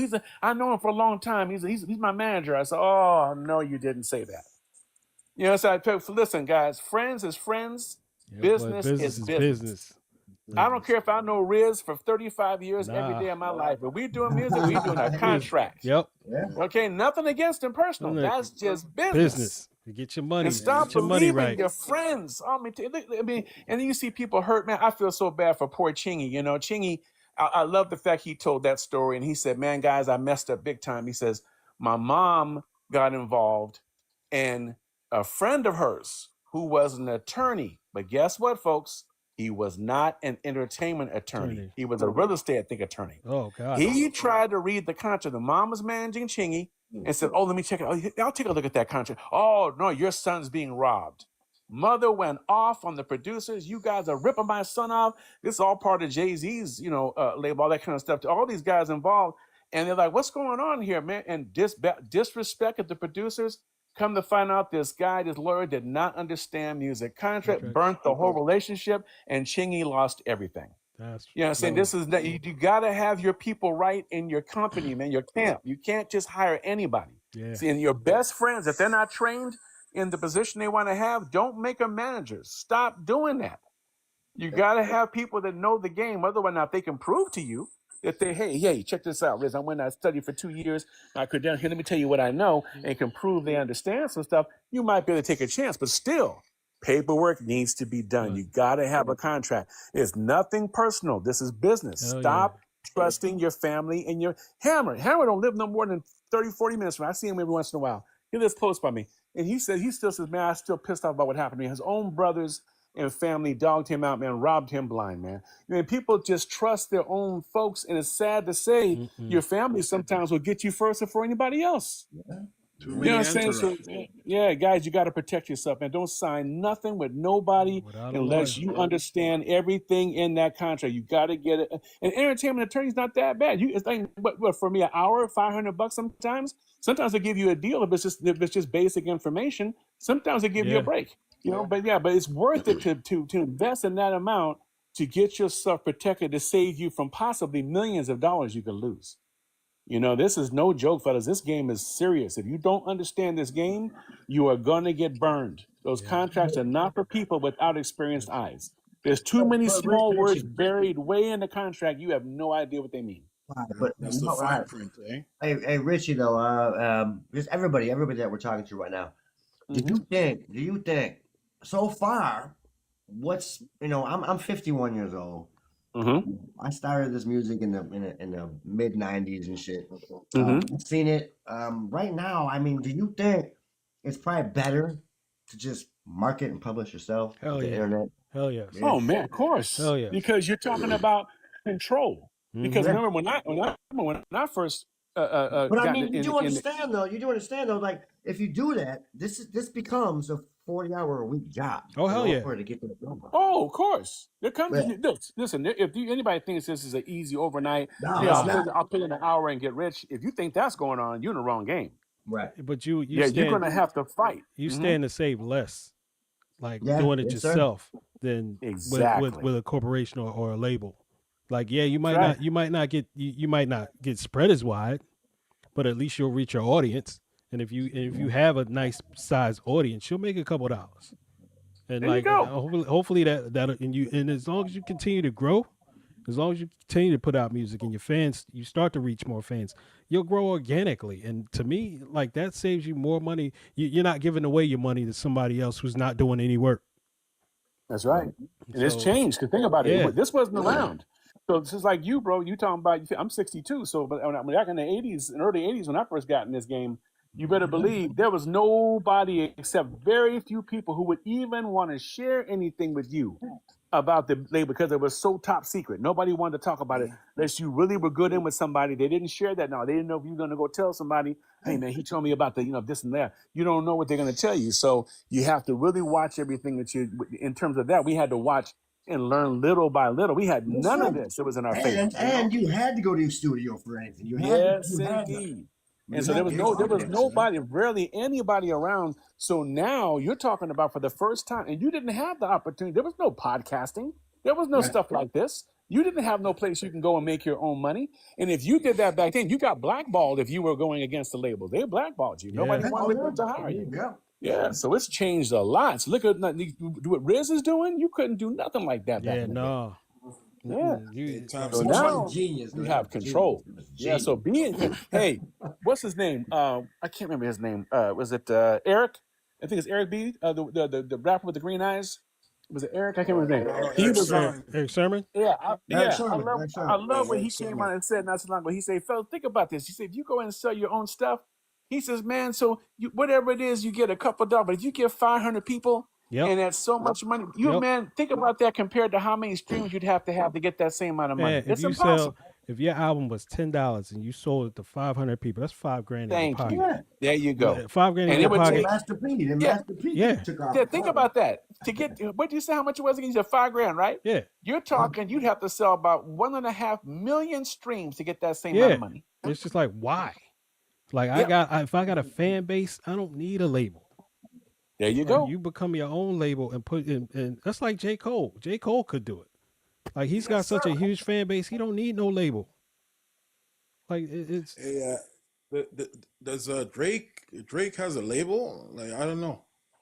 he's got his own label, but I believe he's signed to Ah, Universal. he's still signed with he's on Young Universal. Money and that, man. I don't think And so. he's still tied up with Lil Wayne? No, I thought OVO was his label. Oh shit! Yeah, OVO is. Yeah, OVO is his label. And I mean, he's under Universal Music Group though. All right. So that's where his label comes through. So I mean, he's still in the game, but he's still big enough. Well, he used to be big enough. I don't know what the whole beef did to him, but he's still got a fan base, and he still can make millions if he wants to. Yeah. So for him is like, for those superstars, like, they can still make millions. But if you are up and comer, or you somebody that's not well known, and but you still got a small fan base, just grow that. Like, put your money and take your own money, put it into your marketing, and grow your audience. Yes, sir. I mean, because you know what I'm doing right now is now I'm working. I work for the railroad, so I make decent money. But at the same time, I'm still well known to being that beat producer in Chicago. So I'm kind of well known. But what I'm doing now is I'm starting a blues band. Oh, cool. And, we're starting to actually move around, doing these festivals. So I mean, I'm getting a little fan base just around the festivals that I got going around the neighborhood. Hey, and I mean, today, whatever it takes to have fun. Yeah, that's hey, yeah, and the dead ass is to have fun. Right. Yeah. I mean, and the fans, like, people love good music, and people know good music. So if that's what you're doing, the fans will, I like that shit. Yo, what's this group's name? All right, yo, I'm gonna check them out. What's their socials? Like, once you get that, it's a wrap. You got a fan. Yeah. Like, and you ain't people gonna put you on everybody else. Yo, check out this group I was listening to. Like, that's all. That's all it takes. That's for sure. But one thing for sure, man, a lot of the, everybody from producers to you name it, artists, even different folks, after when they learn, they all say the same thing. Say, hey, look, do it first for the love of what you do. The rest will come. The rest will follow. Because if you get caught up in trying to worry about, oh my gosh, this week I had to make so much, you'll burn yourself out and you'll be out of it. Yeah. Because there's no guarantee you're going to get anything 1 week or a month. It could be a couple of years. But the thing about it is, you keep doing what you like, you love doing, and you keep going for it. When it's right, it'll happen. Yeah. That's exactly what I had to do too, man. Because I in the mid 2000s, man, I got robbed. I was on tour. My house got robbed, and I'm like, this became. I didn't like it when it became a business. Yeah. So then I just stuck back. I moved out of Illinois and came to Indiana, and I started doing music back as a hobby. And now, I'm back at it for the love. Yeah. Like that. Same here. Like, I started in 2002, and it's just like life happened. And once life started happening, you just like, I don't feel like doing this no more. And like my son started making music, and I was like, yo, you know what? I was like, I got the itch again. So he started making music. He started asking me questions. I'd be like, yo, well, let me go figure this out, and so I can show you. And that's how it happened. I don't think you ever lose it. Oh yeah, no, you never lose it. Yeah. You never, like, I listen to music religiously. Oh yeah, there you go. And as long as you get paid decently, bro, that's the key. The only reason why I couldn't stop doing the touring thing and all the band stuff is because it got to be where promoters and stuff were being cheap like crazy. They didn't want to pay. They want you to play for 4 hours, 4 hours. Who plays for 4 hours? Are you crazy? Clubs and stuff are getting crazy. And one of my best friends, he used to play with Stanley Clark. He played for the Tonight Show and other places. And right now, we just talked last week. We're both doing the same thing. Hey, we're gonna start selling direct to consumers. Yep. Ain't nobody got time for all this now. Yep. You're going playing these clubs for chump change. And then now, if you get paid good, go for it. But direct to consumer, man, that's the market. Was because one of the reasons I stopped was because we drink Hennessy for breakfast in the tour bus.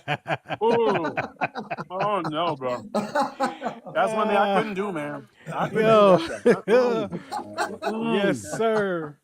I've seen guys do that. Not like, me. can we get some eggs in here? Can we get some bacon? Hennessy for breakfast. Yo, I remember them days. Hey, that's how it was. But I tell you, some people did some stuff, man. Yeah, man. Crazy. Man, No, but you do, it's been great. It's been great talking to you guys, man. It really is, man. You too, my brother. All right. Cool. Everybody just stay positive and keep doing what makes you happy, Hell Yes, yeah, sir. man. Do it for the love. All right, take care, fellas. All right, bro. Yeah, buddy. All right, now. Yeah, that's true. Yeah, Chocolate. There's some really good people out there. If you get a chance to, meet, there's so many. There's a handful of people that are arrogant and cocky, but you learn who to stay away from. When you see them, you're like, man, please. There's a couple of them surprised me. They started talking to me, and I had no intention of talking to them because I thought they were stuck up. And they were like, "Hey, man, how you doing, man?" I'm like, "Oh, you talking to me?" But you'll find the people who are cool, and once you get to know them little by little, like I said, you just listen more than talking. Boy, they'll let you into all kind of stuff. You'd be surprised what they'll let you get connected. As long as they see you cool and they like you, you slowly get a chance to talk. And boy, they'll tell you some stuff. Woo, boy, you find out some stuff. Right. Oh yeah. Mm-hmm. But this has been great, fellas. I'm about to get I'm getting up out of here. You guys have a good night, man. Y'all take care, man. All right, man. Stay strong. You too. Yes, thanks for the invite. Take it, boy. Cool. Peace, fellas. Peace.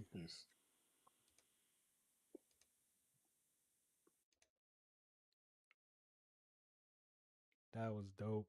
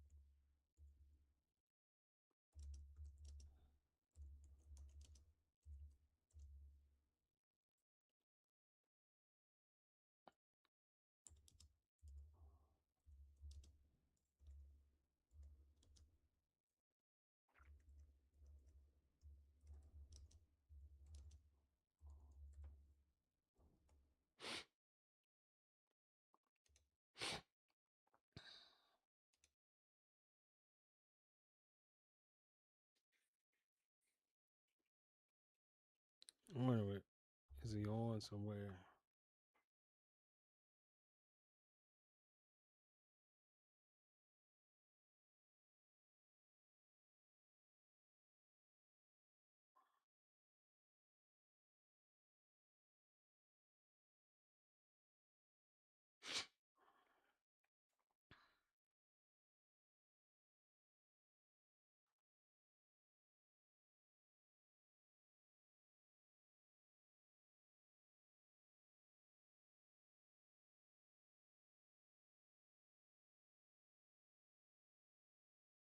This is a tough decision for her. There we go. All right, so why was your balloon unpopped for her? She's gorgeous, small smoking. I like that she works out. She seems like a good person. Nothing really to disqualify her. So that was really tough, but why did we end up popping him? He popped the balloon out. Why would you do that? She just kept looking. I'm like, you looking at me.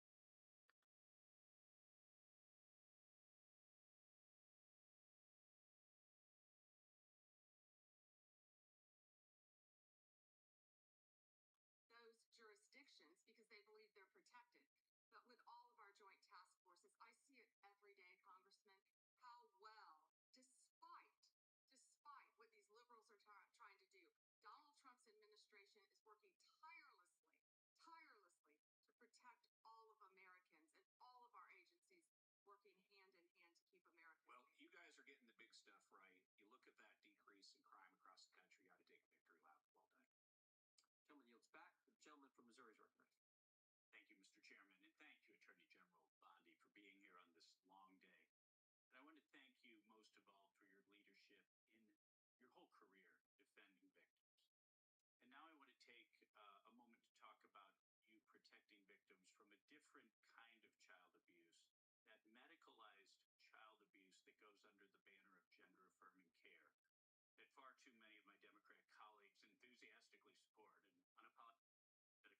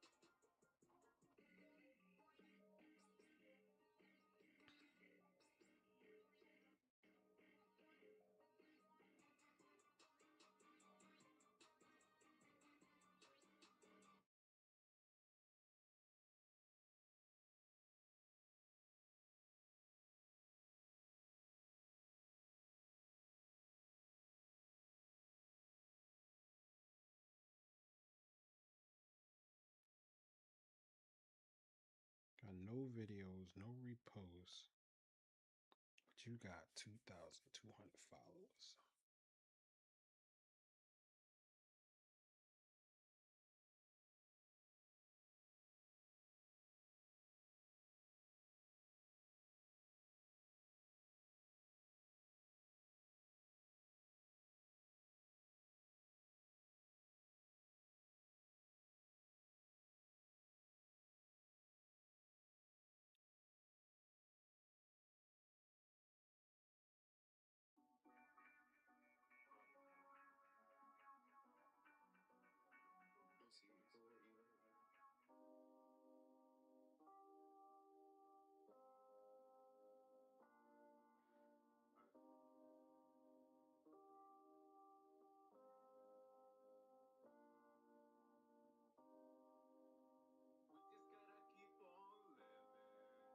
We just gotta keep on living till we die.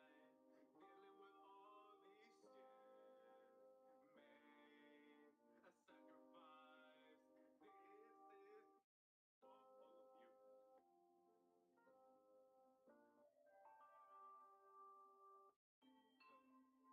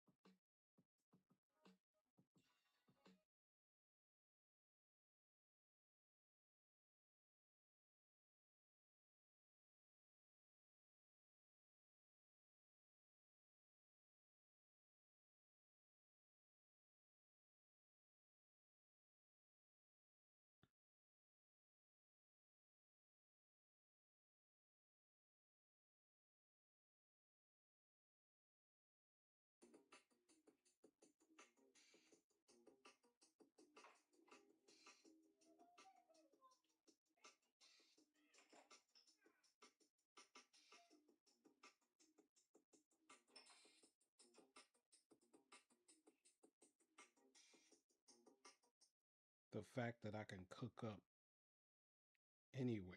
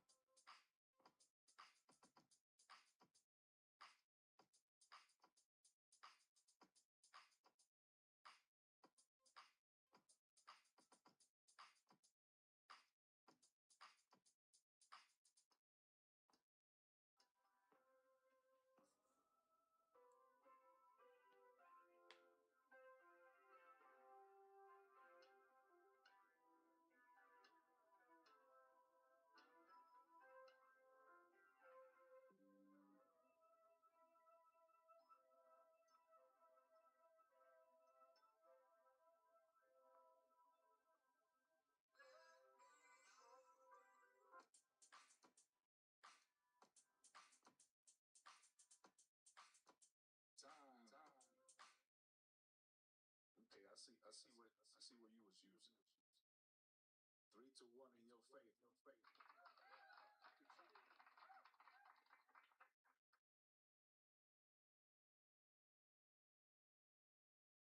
All right, Cass, it's on you, Cass. All right. It was a long week. I'm going to my Angry Beats archive. There we go.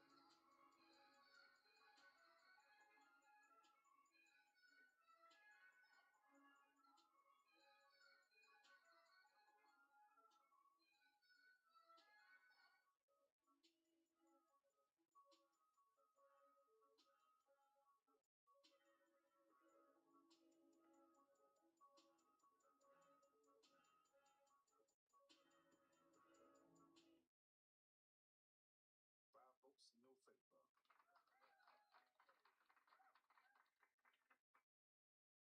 Big Bells, back on you. Time.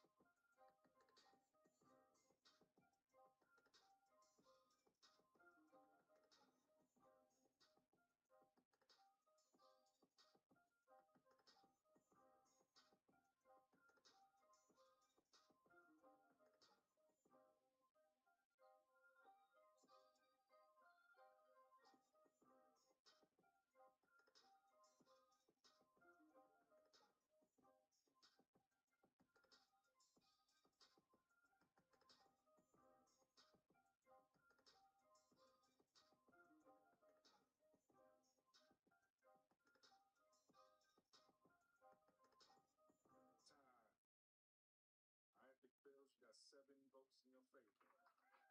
All right, I forgot to vote for myself. So yeah, I hope y'all looking, producers, I hope y'all looking at the chat. Some people may be asking, what's the name of these beats or whatever. Like, look out for their, constructive criticisms or whatever.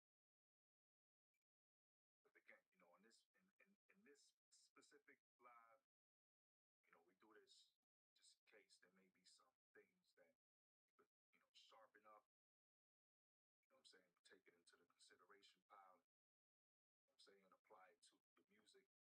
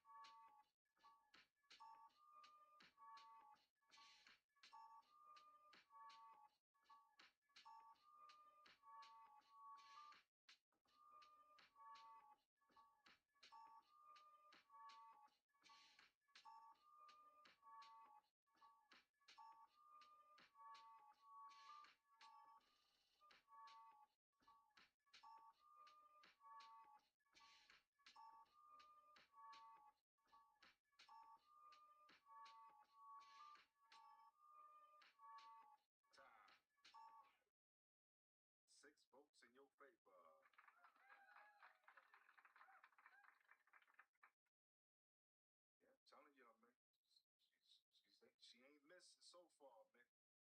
She's coming up in here like, oh, man. All right, let me see who else is. See some pants. See some pants. Just get them out the way so they don't feel like they've been waiting. You make beats, AD? I don't, but I like what you're doing, Dad. That's nice. No doubt, man. So yeah, make sure you stay in the audience. Like to freestyle every now and then. All right. Tomorrow, I got the grade A cipher. You know what I'm saying? At 11 p.m. Eastern time. What's that? You already know I'm following, and I'll see you tomorrow there. All right. Well, you're more than welcome to stay in the audience, man. And you know, if you hear something you like, I'm gonna be here. You know what I'm saying? Make sure you contact the producers. Most definitely. Appreciate you. Everybody big ups. All right, better, bro.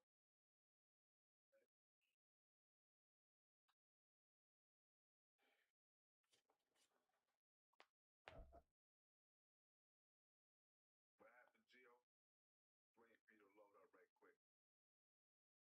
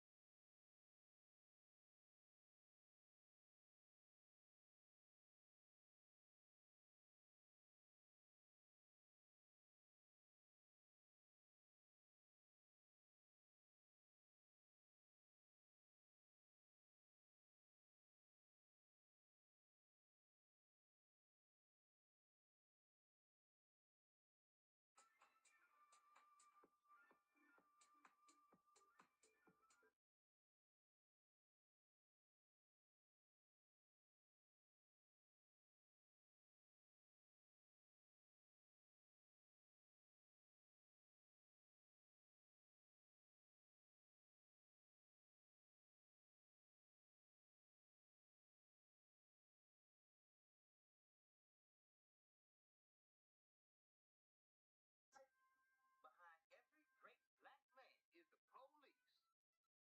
No. A bunch of slow white athletes? No. Cute guys? No. Probable cause? No. A strong black woman. Strong black woman. Strong black woman. Okay. Know what they say? See the show. My dope flip like typhoon. Jay-Z the icon. Baby, you like dawn. Maybe this crystal to change your life on. Roll with the winner. Heavy spinners like hit record. Rockefeller. Get it corrected. This shit is perfected from chick to chick. The script in Alexis. Naked without your gun. We taking everything you from. We caking. You niggas is faking. We getting it done. Crime family. Well connected. JC. And you fake facts is unplugged like MTV. Got MD3. Take your treasure. My pleasure. Dead president jams. Politics is your jam. Presidents to represent me. Presidents to represent me. Presidents to represent me. Presidents to represent me. I'm out for presidents to represent me. I'm out for presidents to represent me. I'm out for presidents to represent me. I'm out for presidents to represent me. I'm out for presidents to represent me. I'm out for presidents to represent me. I'm out for presidents to represent me. See the show. My dope flip like typhoon. Jay-Z the icon. Baby, you like dawn. Maybe this crystal to change your life on. Roll with the winner. Heavy spinners like hit record. Rockefeller. Get it. Corrected. This shit is perfected from shit. Like, well, that is my heart. I want to do things like, okay, we'll talk. But you know, If you take off your pants and you can't even see your little brother, you need magnesium glycinate. If you can't last more than 2 minutes in this position with a woman, you need magnesium citrate. If you're still dripping that last splash into your underwear after you pee, you need magnesium malate. If you and your partner finish before things even get started,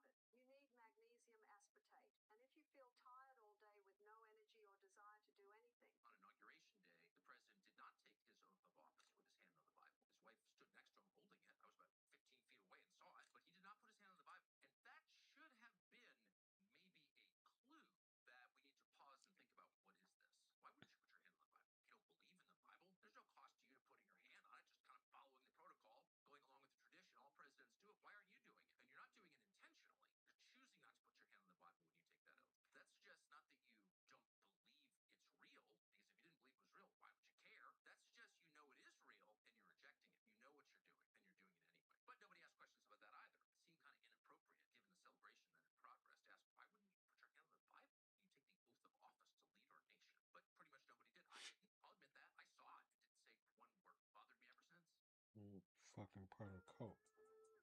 Let me show you what it's like to put an edge-to-edge hot bent film on an iPhone. First, get rid of the phone case. Houston Integrity, we are suit.complete.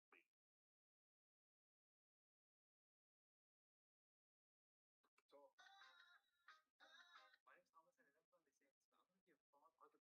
Hey, all bullshit aside, we really don't know our parents though. Like we be joking around and shit, but like when our parents be like, "Oh yeah, you don't know me like that," or "Yeah, I had a life before you was even born," or "Oh yeah, if I brought you into this world, I could take you out." I'm gonna need y'all to start taking that a little bit more serious because I need y'all to realize y'all really don't know y'all fucking parents. Y'all just know the man and the woman who decided to have a child one day and play the active role of parents. You don't know them motherfuckers. They know you. They know your ass. You don't know them. There was a whole fucking entire different lifestyle. Here's my name on this. President Obama is coming under fire for remarks made about a member of the disabled community. Critics are pointing out that while he was very supportive of the mentally challenged in the past, his attitude towards Trump is concerning. President Obama. I'm the group. I'm the best thing ever happened to this damn group. Life's bigger than the group. Y'all ain't stupid. Now I've been rapping over here. I love you both. Everybody keep their palm. Yeah, man. Do your thing. Here's the pen that erases scratches instantly. A lot of my earlier bass lines from like Brat's albums and all the crisscross, any bass line, I played all that stuff. I didn't have Brian back then, I didn't have Maine Leader, so I just was doing it. And ultimately, when you're in the studio by yourself, you're by yourself. So therefore, whatever that process is, whether it's embarrassing or it's not, ain't nobody in there with you. If it takes you 2 hours to play a bass line, let it take you 2 hours to play the bass line. That's what you in here for. Like you come to the studio, I know I'm in the studio to stay in the studio. I'm not in the studio to get out. So if I'm playing a bass line or something, back like when I wasn't going like that, I just sit there and keep like, you know what I mean? You just playing. Like if you don't know what you're doing, just keep doing it until you find what you wanted to do, put it in there, and then try to make the beat. That's how I grew up doing it. A lot of my earlier bass lines from like, He said he give it. Hey, he get. Wow. this is crazy. When we first, before you make a single beat, before you touch a DAW, before you buy a plugin, before you study any technique, there's something more important: your mindset. Because I have seen talented producers fail, and Okay, Josh Turkeys. I'm not the candidate. Only real ones know what to say after this. I'm tired of this, Grandpa. I introduced myself as a rap artist first. Never a rapper. Listen, I put everybody that come in my life in the category of a tree. Chance University, boys and girls. You'd never be caught dead wearing Crocs out. How many other parents are just proud of their kids? I know everybody. She ain't been trying to kill us, and y'all ain't tell me nothing. Now I know some of y'all like to call her Sheen, but Shein sounds better to my ears. You wanted your favorite attorney, yours truly, to break this whole thing down to you regarding our sex. Kim Paxton, who our first witness today, comes to stand. Kim Paxton is the attorney general for the state of Texas, and by the list of this lawsuit, he has already put his foot on Shein's neck, ripped her hair from the roots, and plucked out her eyeballs. Let's just jump right into it. On February 20, 2026, Kim Paxton filed a lawsuit against Shein, and he said, and I quote, Shein's clothing is walking carriers for you. After that, I have to put my glasses on. This. I'm not buying a DG Osmos for $1,000 when I can get this for 30. What's the most money you made off this game before? Is AI music creation the gamification of music?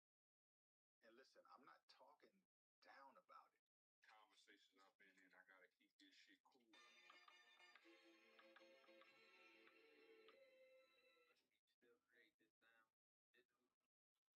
Yeah, but it's not the same. Like this being, it's some way it sound like the actual analog version of this. It just feels so much better than digital. Digital's so much cleaner. They got plugins where you can dirty up stuff, but I think this sound, it just feels like something I'm almost considering. I might have to incorporate that with, the Mac and Ableton and try to, get the dirty griminess of the sound. I think that's the difference in today's sound and how it was then. It just felt some type of way.